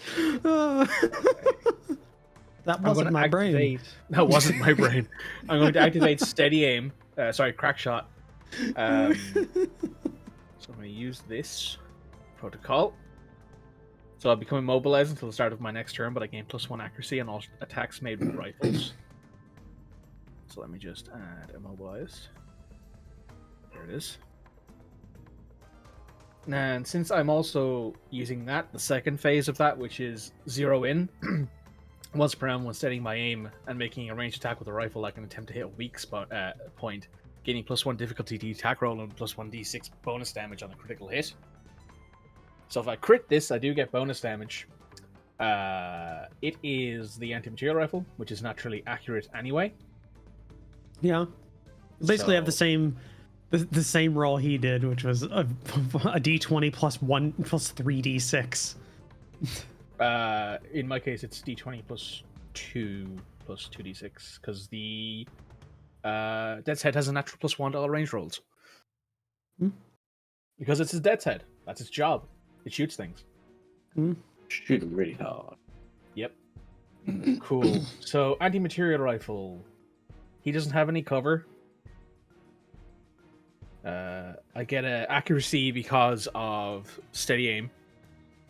I am taking the difficulty because of zero Weak in. spot. Yeah, so I'm trying to hit a weak spot. And also, since I'm hidden, if this shot's hit, they must succeed in the whole save. So let's see if it hits first. So it hits. I could technically re-roll that for free because of the Death's Head special ability. Sorry, not special ability, just because of what the Death's Head does. But the only reason why I do that is if I thought if the damage was lower. If the damage was really low, I probably would have considered it. But it hits, so it does 7 damage.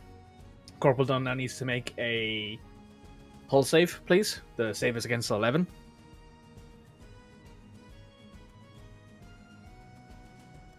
All save? Yes. 2 fails. So what happens then is Corporal Dunn is now slowed, impaired, and unable to take reactions until the end of their next turn. Okay.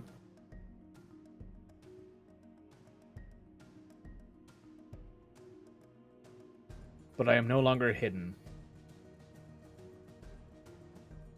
However, since I'm here, that was a quick. Might as well use another quick. So I'm going to use the Vulture DMR. The range of 15. Hit that guy, hit that guy. Couldn't shoot that guy because he's too far away. And I can't see Foley because he's behind a wall. I wouldn't say I could see him from there. No. Even with my height. So these guys. I'm trying to remember if any of them got hurt. This guy got hurt. I think Aram got hurt. Yeah, Aram got shot. Cool. So I'm going to aim at Aram. Just stop aiming. Done. Perfect. And I'm just going to put a Vulture DMR into him. I could technically do the same thing here. No, I don't think I can. Because it's my first... Yeah, it's only my first attack. But I still get an extra accuracy. Because of steady aim. Okay. Ooh, great. Very nice. Overkill. Yes, I take 2 heat from it, but hey, I do 7 damage, so that's worth it as far as I'm concerned. It means that I did I did a 6, which is very good. Okay. Is at the end of your turn. I do have one interesting question there. I technically rolled 2d6, but I got a 6 and a 1. That's odd. But then I guess, yeah, it has to re-roll the 1. But anyway, let me think. I can't move. I've used 2 quicks. Yeah, it's the end of my turn. Okay.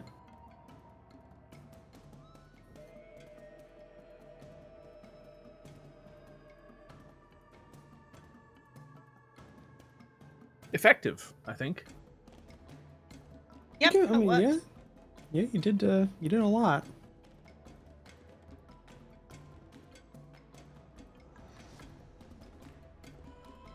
The thing that kind of annoys me is that the Vulture did the exact same amount of damage as the anti-material rifle. That's the thing about the anti-material rifle, though. It has a Big swing. Yeah, You roll 2 6s or you roll 2 1s. It's also got AP. Yeah, that's true, yeah. That's the thing. It can just bypass that armor. It's helpful.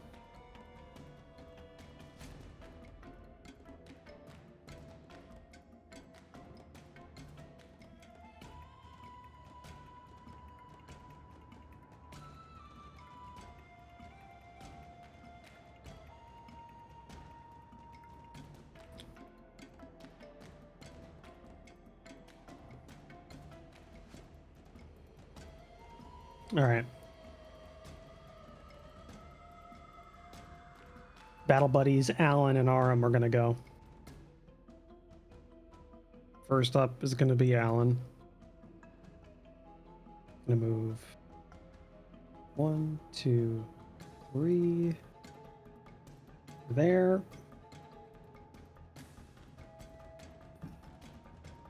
You are no longer hidden.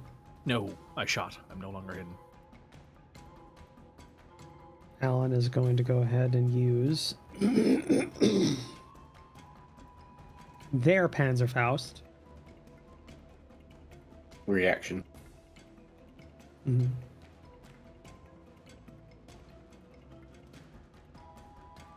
Your reaction is?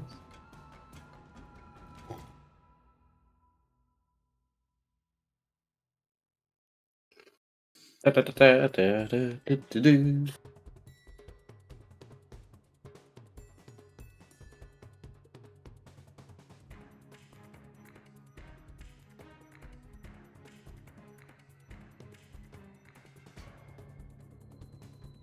Offensive pulse. That is your core power. Remember that. Yeah. So that is something that you can do once an entire mission. I know. Would you, I'm very much already hoping you'll use- miss. No, I used Warp Core, which is a completely different one. Okay. It's part of the abilities like Reinforcement, Guardian, Warp Shield are the three sort of like basic abilities, and then Tachyon Loop is the core with Defensive Pulse's reaction, and I can retarget it to a different person because now I'm kind of locked into just Reaper for the rest of the game. But I can retarget it with a quick. Yeah, Warp Okay. Shield and the Defense Pulse are two different abilities. Right. Okay. Yeah, This one allows me to retarget shots if they miss. Okay.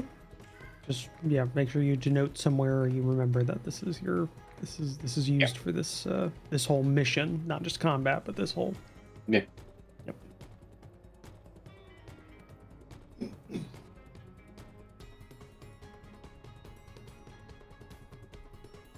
All right. They plop that Panzerfaust right on top of Reaper, which negates the cover advantage. But you still have, obviously, because of the thing Utari gave you, if it hits, then you still get resistance to the damage. Cool. It's a hull save, correct? Yep. 20. All right. You save. Nice. That counts as a miss. Mm-hmm. I would I like to guess redirect it to does. his buddy.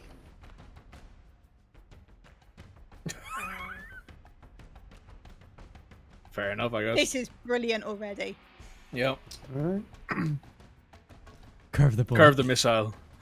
Curve the Panzerfaust. I'm going to until someone tells me otherwise through research and showing me notes, I'm going to make a judgment call and say that does not transfer the blast radius over to the new target. I was going to say, this is them forcing a saving throw. This is not making an attack. Yeah. And so this requires the target is attacked. I did ask. No one responded in a negative. I did ask, does this count as a miss? Okay. Yeah, I'm allowing it because it is hostile action. It is an attack onto something. I could kind of see the Oh no, it rationale does behind actually read if the attack was part of an area effect, right? Was this an area effect thing? Yes. Right, okay, there must be okay, ignore it. It does actually clarify the rules about it. It has to be in the area effect to be able to change target. Okay. That makes a lot more sense. I didn't realize this is an area effect. So that's on me. Panzerfaust just plops in and blows up a little area, which is historically not how a Panzerfaust actually worked. But I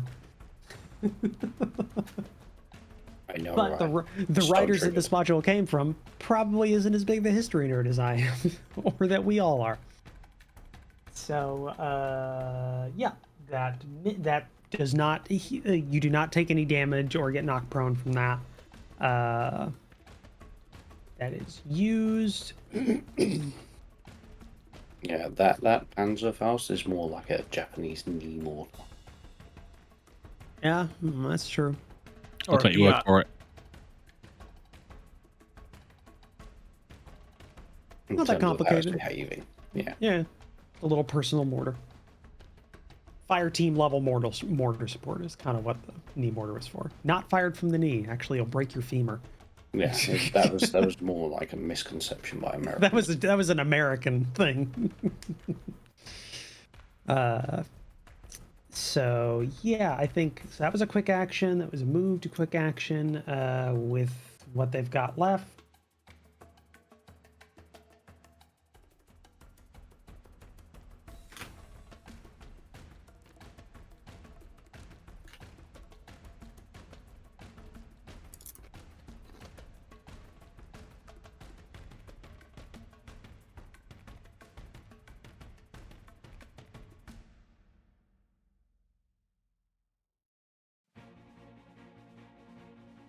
What they've got left, they're going to boost 1, 2, 3, 4. Charge out, poop, and then run away. All right, and then the other part of the fire team, Private Arum.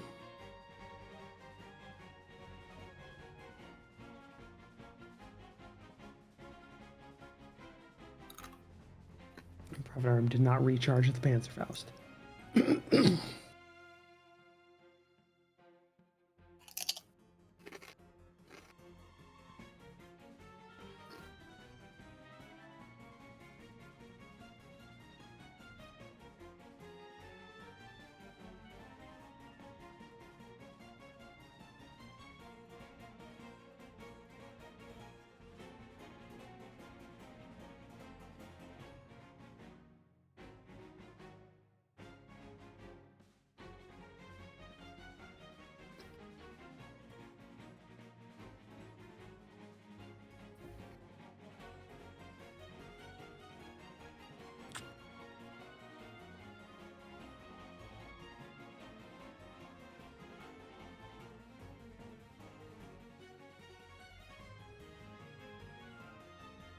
I think Arm's going to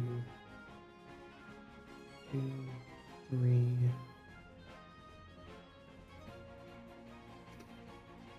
Four.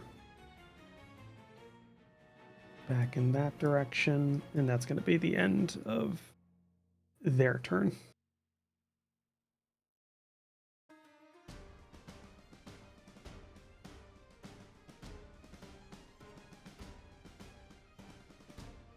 All right. Your all's turn. Back in your court.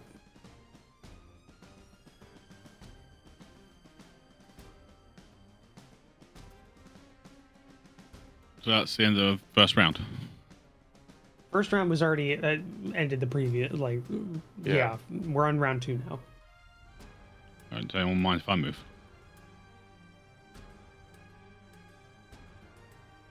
I'm wondering if gonna be me super useful during my turn in this game. I'm wondering if just a react machine. I just wonder if it's worth it, Ursa presenting a target. Otherwise, I don't know how much use I'm going to be for the next couple rounds. These guys start falling back, they're going to fall back faster than I can attack them. Yeah, fair enough. But at the same time, I'm literally just going to present myself front and center for all of them to start shooting me. Cool.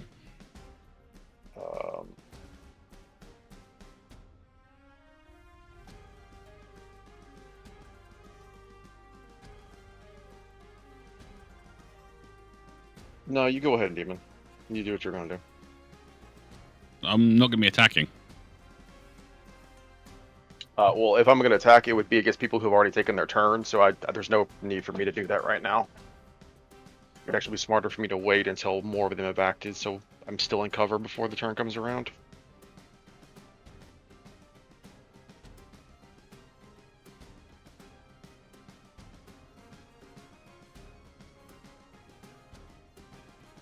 Can I go there, Roach? Sorry, I missed where you were. Yeah, if you got the movement. Okay, and then I'm going to...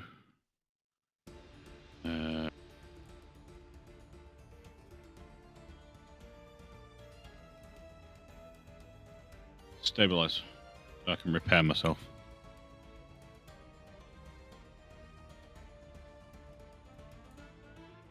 Okay.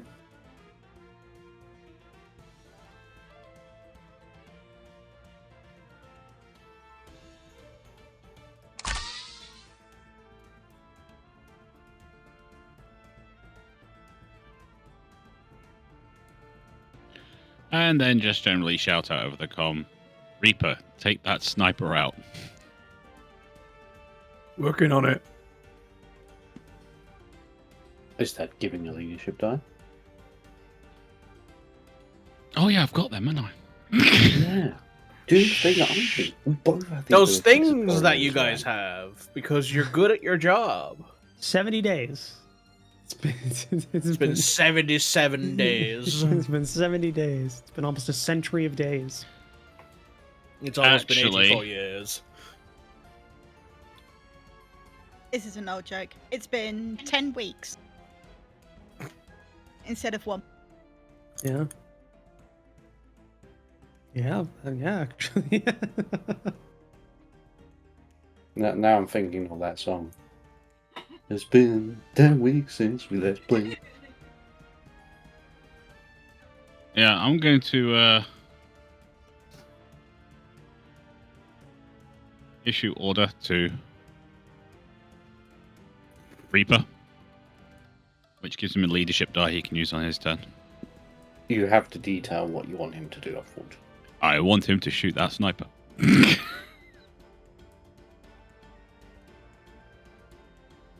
Fair enough.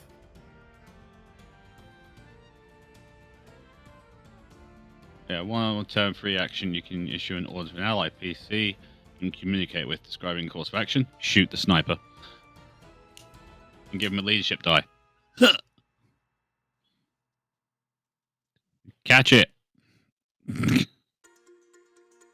I got it. Good. They may either expend the leadership die to gain +1 accuracy on any action that directly follows that order, or they may return it to you as a free action. Allies can have 1 leadership die at a time, which lasts until the end of the current scene. If you've ranked up your leadership, that can also be transferred into being 1d6 for defensive roles as well as offensive. Not yet, though.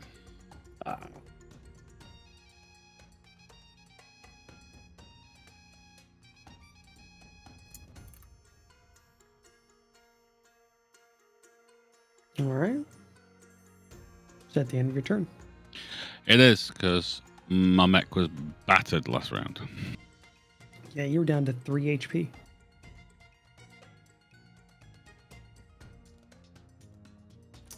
Okay.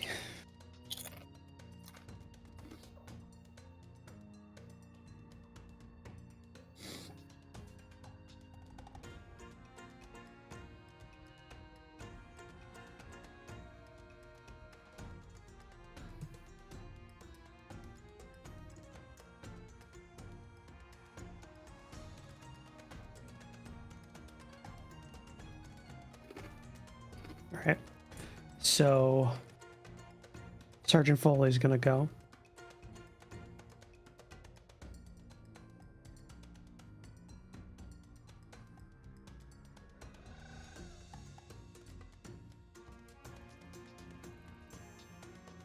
Sergeant Foley is going to order Ramirez and Morgan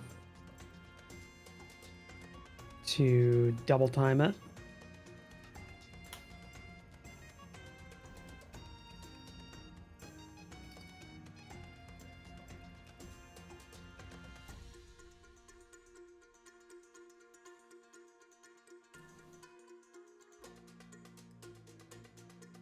With 1 quick action, and then the next quick action.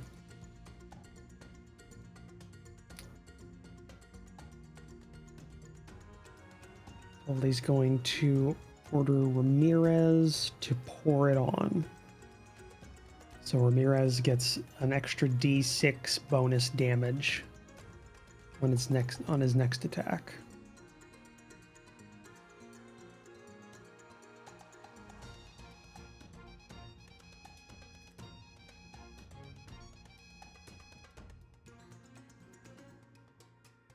And then I think Foley's going to just stay right where he is near the Burger Town. I think that's his spiritual center.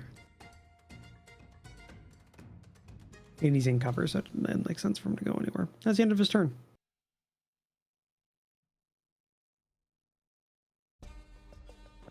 I realize the thing that I'm going to do I can do without presenting myself in cover.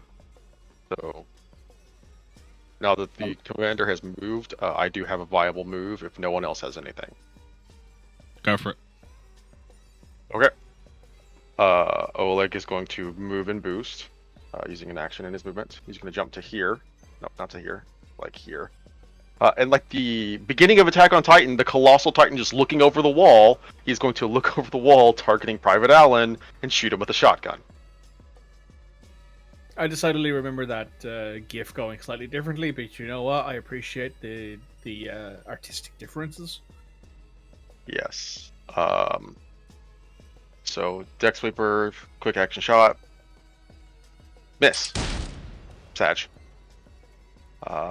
But that is the plan there. Do I not get any other? No, because the default difficulty is just balanced out by the accuracy. Yeah. Oh well. You take your shot and you miss. Sometimes it happens. That's my turn. All right.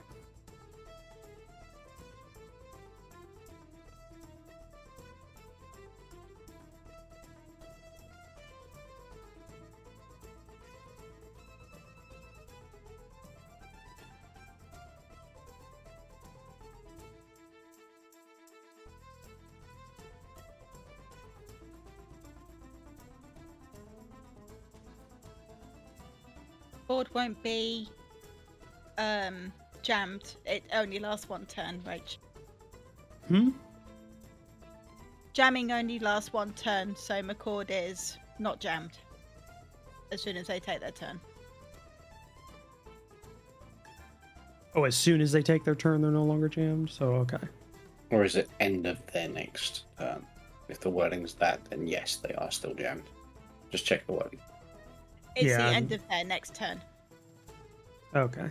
But they're going to be jammed during this turn. They won't be able to do anything yet. Okay.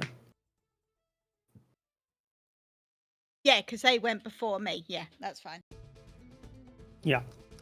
Okay. That changes what I was going to do, so thank you for pointing that out.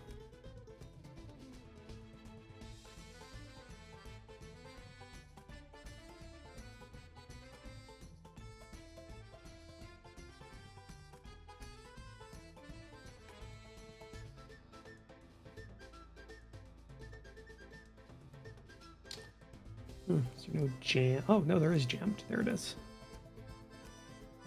That's a good reminder. Okay. So instead of McCord going, then it's going to be Ramirez and Morgan are going to get their turn.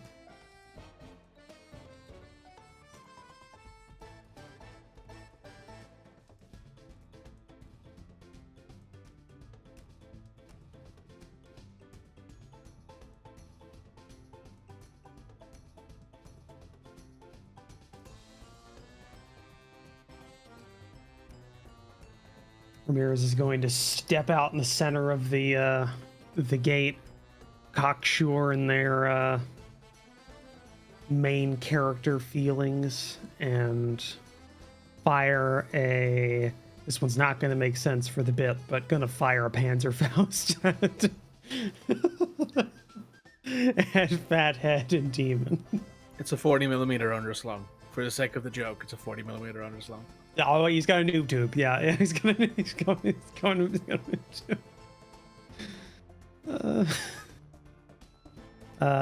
set it to that right at Fathead, so he also gets Demon in there as well.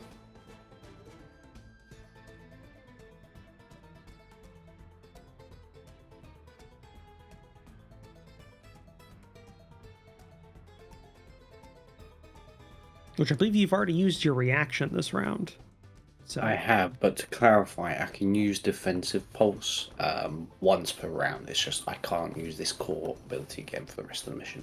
And I can... Defensive Pulse is a 1 per round reaction. It's just if I want to use it for anyone else... I can get him to use this reaction, though, with a leadership die. I think he's spent his reaction, though. Are you giving him another reaction on top By of giving his... him a leadership die, I can tell him to give him a reaction on it. I've got the second level of leadership. Okay. Well, Panzerfaust is being fired anyways. Yeah. And I can tell you to do this because commanding officer, and you just go, yes, sir. Well, I could do Warp Shield as a reaction. I can't do the Tachyon Shield. Remember, this is a This is area of effect anyways. Yeah.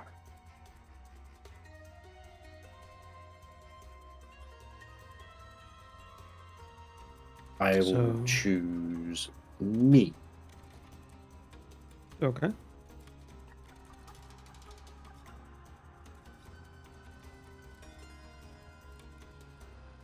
What are rolls made?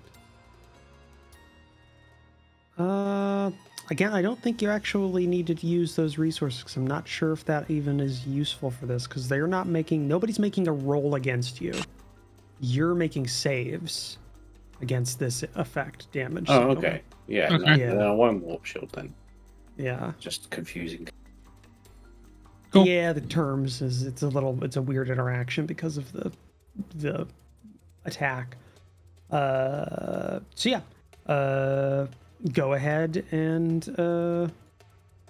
both of you need to roll hull saves. Is 11. there any difficulty or anything like that?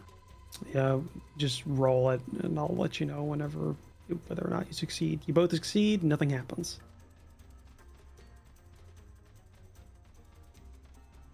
I understand it because the actual because prone is a big deal and the damage isn't really the big thing, but it should be like hull save or half and you only take 2 piddly shrapnel damage from spalling or something. Well.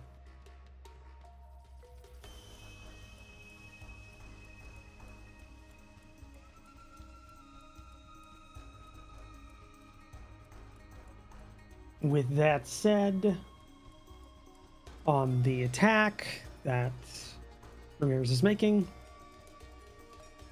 with his, I don't even think he can with that. Yeah, he wouldn't be able to.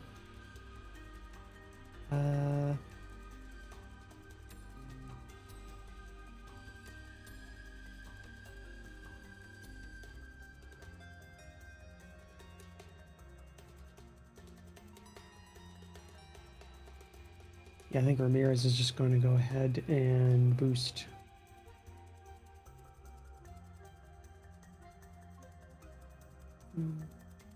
Three,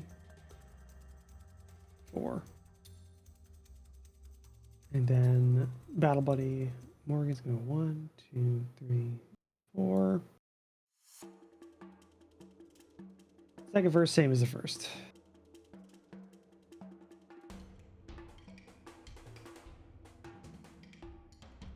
So Morgan's firing a Panzerfaust to both of you. More hull saves.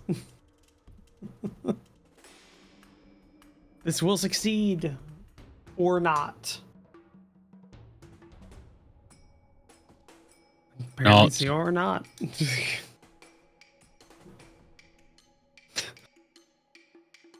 It's been a bit, so the luck isn't on my side tonight. We're happy with that. Still 2, 4.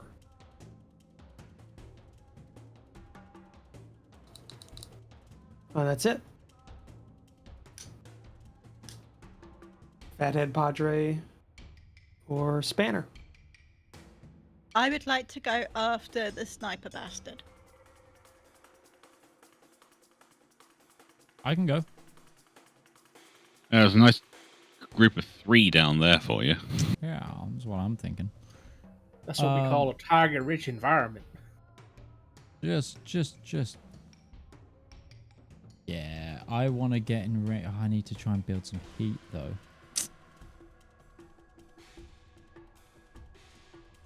Start doing lots of different actions.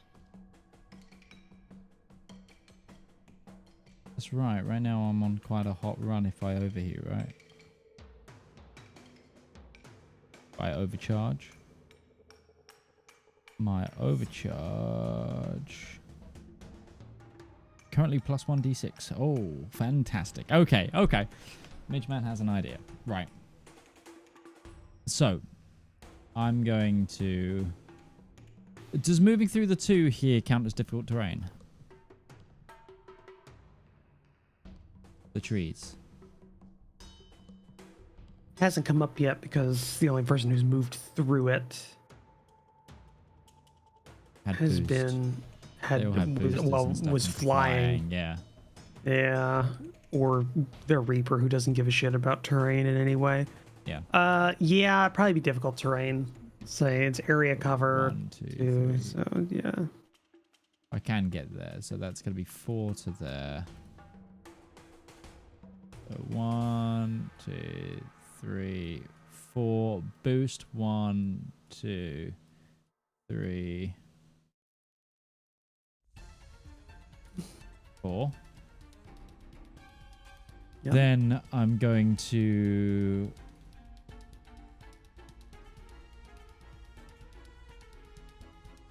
fire my... Do I have a shot on Private Allen? From where I am, without cover interdiction. Yeah. Okay. Cool. So I'm gonna target Private Allen. I don't know if I've shot this yet. But I'm gonna use my... Don't call Private Allen this. I'm going to use my Soul Pattern laser rifle, which is going to give me 1 heat.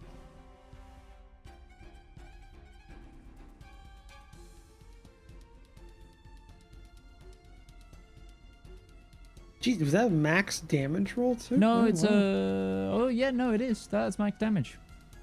So that's 6 energy and 1 burn onto him as the Soul Pattern laser just like buries into his... It's Private Allen, so probably his shoulder. Because, you know, it's only until he gets... Only until he gets pushed down in the airport. Oh, yeah, he gets one in the head. That's not quite that yet. And then I'm going to overheat. Or not overheat. Overcharge? Overcharge. So that's a 5, which puts me in danger zone. So and I'm gonna then swivel DMCA. and fire my mortar at the nicely grouped group of 3. Yay! Now, because I'm a nuclear cavalier, this is gonna be a little bit tasty.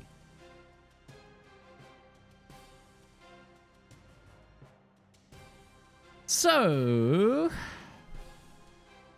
let me just triple check some things. Being a nuclear cavalier, aggressive heat bleed. The first attack roll you make on my turn while in the danger zone, which is now, deals +2 heat on the hit. So this is also going to do an extra +2 heat. And the first range attack or melee attack you make on your turn while in danger zone deals energy instead of kinetic or explosive, and deals an additional 1d6 energy bonus damage on a hit. So this is going to be a 2d6. It's going to be so with my it's my little mortar. It's in range. It's blast 1. So if I'm gonna noob tube Ramirez, I'm gonna try and hit him in the chest, and then boom, and then the thump around's gonna hopefully deal on the other Vengeance. two. Vengeance. So This bit is the best choice I've made in a long time. yeah, and basically I just used my one-man army perk to reload. Then that's exactly what the overheat is. I'm just aiming at this guy. Right. Let me just. Midge is playing YouTube one-man army. I need to go over to his place and punch him in the face. See, here's the funny part whenever you figure out that all these people have martyrdom. Oh no. So, that's 3 plus. I was looking at Morgan. 3 plus 2 energy. No, sorry. So 3 plus 2 heat, and then it's an extra d6. 1 energy damage. So they take a total of 4 energy damage each and 2 heat. Except for Morgan. Because Morgan missed. Oh, Morgan missed. Yeah, sorry. Because you rolled a -1. What was that total? It's 4 energy, 2 heat.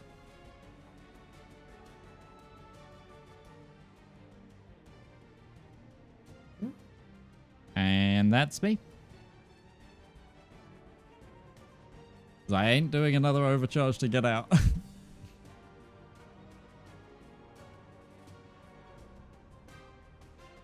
So if a big boy wouldn't mind running in front of me, that would be great. We killed McCord.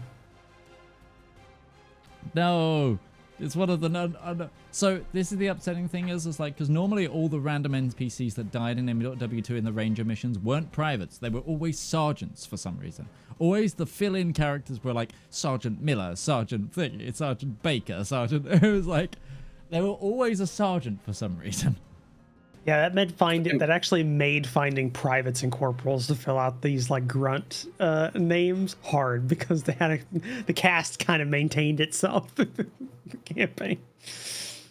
So a little background into the bits for you listening. Yeah. See, I think the reason behind that was to add to a sense of it, the veterans are dying out. Increased tension. Yeah. But yeah, sorry, Ramiro should also be heating. I don't know if it's overheating or anything, but yeah. It's the first heat he's ever taken. Oh, fair enough. So, yeah. Okay.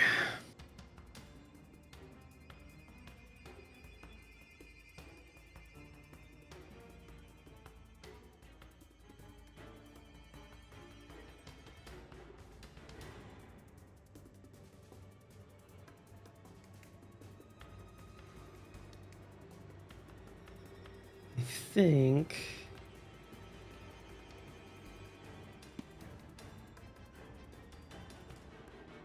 Wade and Sandler are gonna go.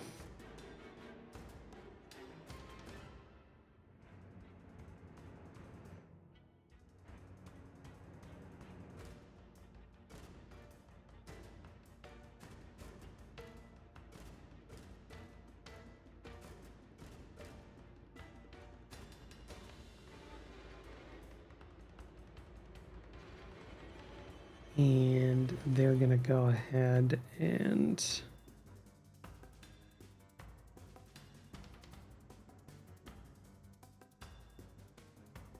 Wade is gonna move up 1, 2.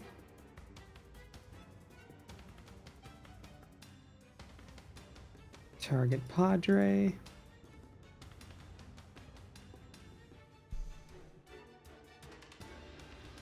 And attack you. These two don't have the disposable PDW. They have a militia rifle, which is instead of it being a mech-sized, like Scorpion, it's a mech-sized AK-47.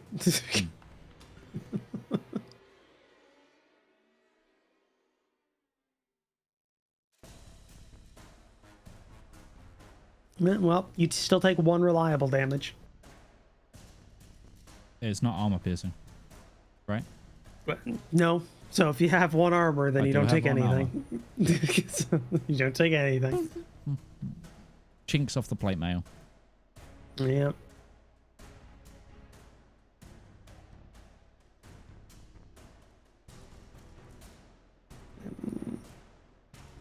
Yeah, that's it for their turn. And Sandler's gonna go 1, 2. Up. Do the same.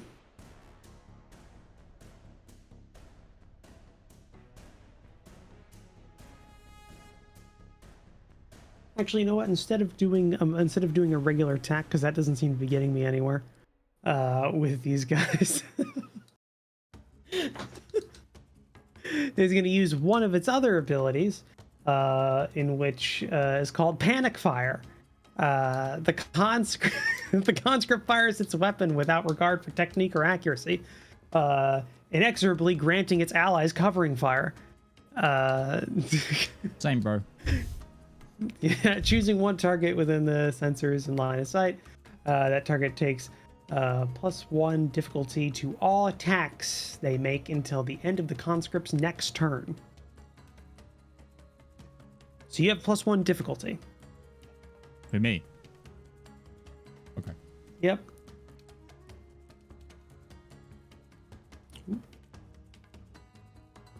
So difficult, I disappeared. Yeah, apparently that number on the top of the icon is actually the level that the is the layer level that the token resides on. Which we figured that out now. So yeah, just just remember you have... I just sunk into the ground. The way I imagine it is like my mech's running so hot, I'm just sinking into the tarmac. Like the tarmac is just covered over a pothole, and my mech's just in it now. This is a poll that probably not a lot of people are going to get, but because of the icon, like the artwork you have for your token, it actually reminds me of a villain from Batman Beyond, the one that that becomes like that can like phase through things because of a belt and everything like that, and they're like, you know, come up into the end of the episode is that they lose all cohesion and they just start sinking into the earth uncontrollably until they stop. Isn't that the guy that the version that Terry, isn't it? It's Terry McGinnis in Batman Beyond. Isn't that the version that he like approaches and goes, "You killed my family," and he returns with, "That doesn't narrow anything down." Yeah. Yes. Yes. Not that villain, but yes. So yeah, just remember you have... It was a Tuesday. Do you have any idea how little that narrows that down? And that's a full action to do the panicking fire. So that's You're saying that about that character. I always think of Raul Julia when he's in Street Fighter. Well, that was who I was quoting. That's the line, yeah. For me, it was that's Tuesday. The Street For me, Fighter line, it was a Tuesday. Yeah. Do you have any idea how little that narrows it down? That is from Batman. Same Beyond. energy. Yeah, same exact energy. That film sucked so bad, but there's so many funny lines in it. Looped right back around to being good again.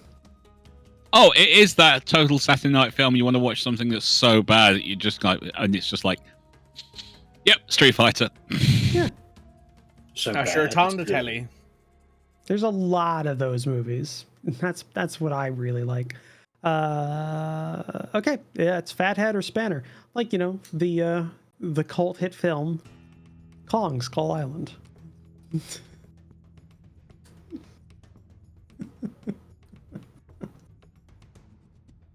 Right. I have a question to the big boys. Would you like me to move you along for a bit, but it does mean you take a heat? I can puppet you and make you move. I don't know if I could move because there's a giant piece of cover in front of me, but I mean, if that gets the Saladin closer, like. Yeah, I'm happy with that.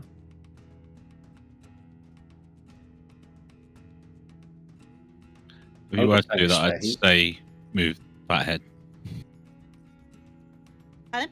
If you were going to do that, I'd say move Fathead.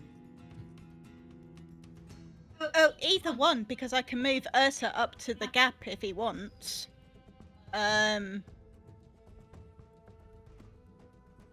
But, okay, so I wanted to go after the sniper so I could jam him for the next round, but either way, he's going to get a shot off in the next 2 rounds. So, do you want me to jam him this round so he doesn't get a turn this round, and then Reaper's got another turn next round to try and finish him off? That's a Reaper question. Well, he's currently stunned and... let me find what the other one was. Stunned and... He's impaired and slowed. He's impaired and slowed, not stunned. Yeah, so impaired gives him a difficulty, if I'm wrong, if I remember correctly. And slowed means he can't move as fast. So he also doesn't have a shot in his rifle. So at the very least, jamming him this round won't really do much. You need to stabilize to reload. Yeah, he needs to reload his rifle. So until he stabilizes, he's essentially just a dude with a gun that is probably not as much of a danger as the actual sniper rifle. Making a lot of assumptions that he has another weapon. Indeed.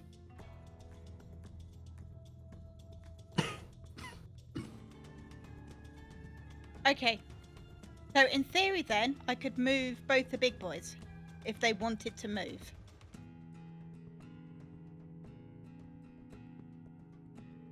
But Fathead hasn't done anything this turn yet, has they? No. No. You can move me. I can take the. Also, we have a turn limit on this, don't we? It's 8, right? Yeah, we're on turn 2. Mm-hmm. Yeah. Yep. So anything to speed us up getting closer? Because I was doing the head math, and I don't think we can take out the main thing just on my big cannon unless I get some really good rolls. So one of us does need to get in there and plant the diffuser. Bomb has been planted. Well, that'll be tricky for those of us who can move 6 squares around. Exactly. So if you guys get moved off, you can at we're least still 15. cover us more. You know. It'll take 5 of the 6 rounds for me to get there. Ursa does have a daisy cutter, which does do damage, which could damage the building. I mean, I could also shoot it, but the problem is I'd still have to get 7 squares away from it, so I'd still need to be at least here, which is still going to take me 3 rounds to get to. Coupled with Padre's long-range fire, you can destroy it. Yeah, either way, I think it's helpful to have the big guys closer still. We would just need to actually be able to put fire on it. Because I think, honestly, between you and Reaper, you guys could put a fair amount of damage on it just shooting it. From what we know, it doesn't have armor, it's just a building. Yeah, he's got a lot of HP. 50 HP, 5 evasion. Yeah. And the evasion's just there to obfuscate the fact that it's a building that you're trying to destroy, so not every shot's going to actually do structure. One good round of bombardment, and we could just see, because we still have 6 more turns after this one to really make a decision about what we need to do. So, yeah, because that's the other option as well.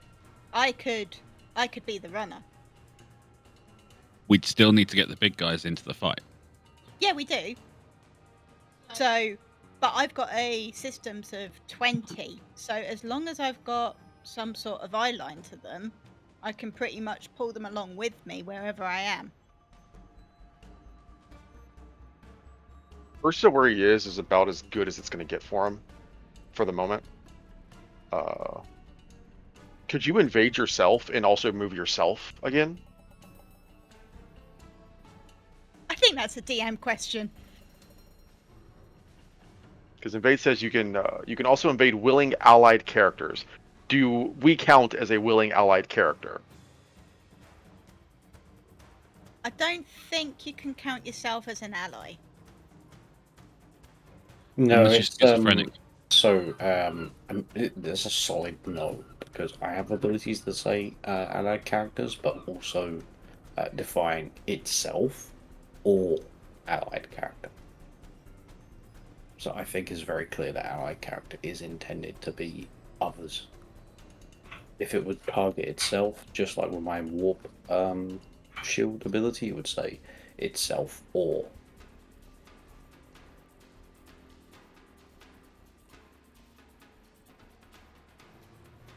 Okay. Here's my thought. I move and then boost. And then rather than jamming anyone this turn, I move the Fathead nearer Padre. Okay? Sounds reasonable.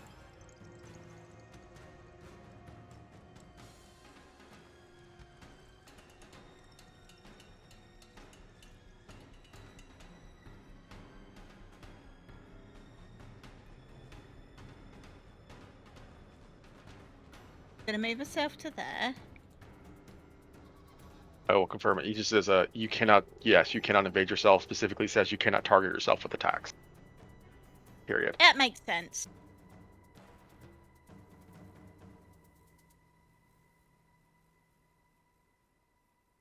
And then you're going to take a heat, Utari, but you can move 3 forward. Just said count.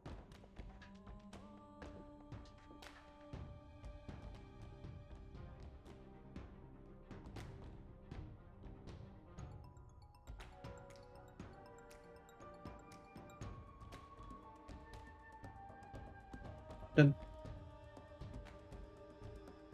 Cool. And yeah, like I say, as long as I can see you, I can pull you along with me. If Sounds you good. want to go, it's Oh yeah. a joint decision. Yeah.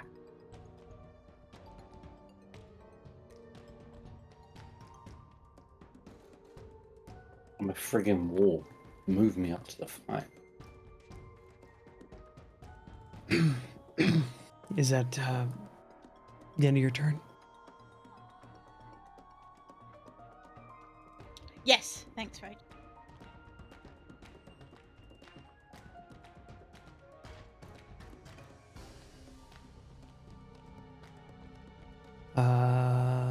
Well, the only one still left to do anything is Corporal Dunn.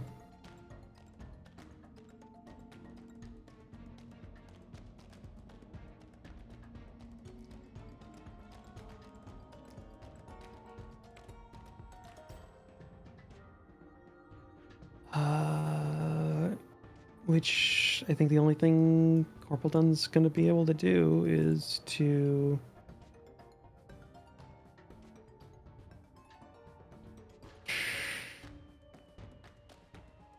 stabilize. That's a full action, right? You can still move, right? After you stabilize? You just Yeah, or- you can still move. You can't fire or anything.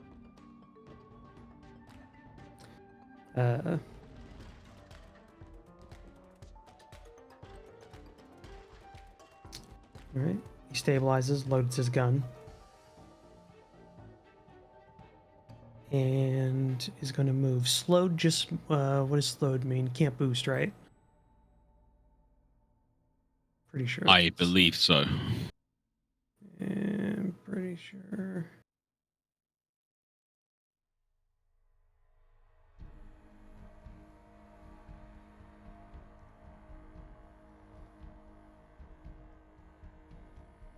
Slowed.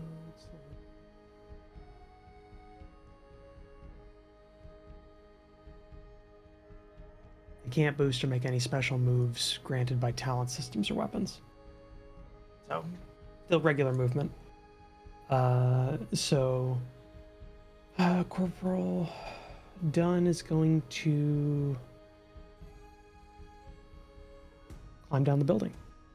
As a sniper, he has the climber feat, which means, or he has the climber, so he doesn't affect surfaces. He can just hang or anything like that. So he's just going to go right down to the ground floor.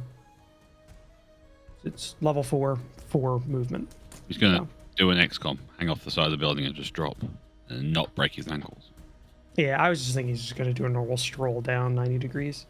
Just downward. From Roger Rabbit style. Yeah, essentially. And that's the end of his turn. Just Fathead then. Yep. Yo, Fathead. Alright, let's Shoot something. 1, 2, 3. Oh. I go. No, I have better. You want a wall? I can give you a wall. First, I'm gonna shoot. Yeah, who do I want to shoot? Let's shoot Ramirez.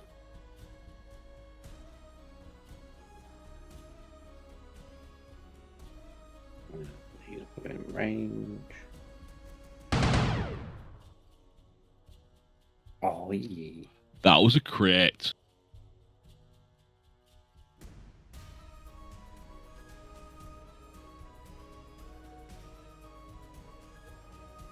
And now, protect my friends coming in through the thing, I'm going to activate the Enclave Pattern Support Shield.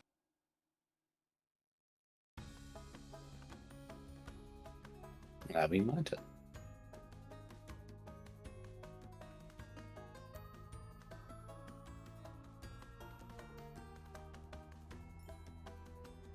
All right. Well, with the end of With that being the end of your turn, that leaves nobody else on the field with an action. So we go to the top of round 3.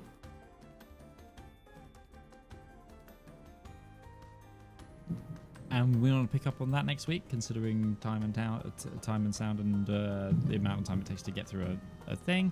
So, wrong scene. Thank you so much for watching yet another Component Cast broadcast. We've been doing Lancer. It has been a pleasure to be back with this game. And all we've got left to do today is to thank those who have been here. Thank you again to Commissar Roach for writing and GMing this campaign. Thank you to SurelyOnlyMikey, to Utari Onzo, to DM Lake, to RivalzoneGaming and Red Moogle. My name is Midgeman, and we will see you next time. Bye-bye now, everybody.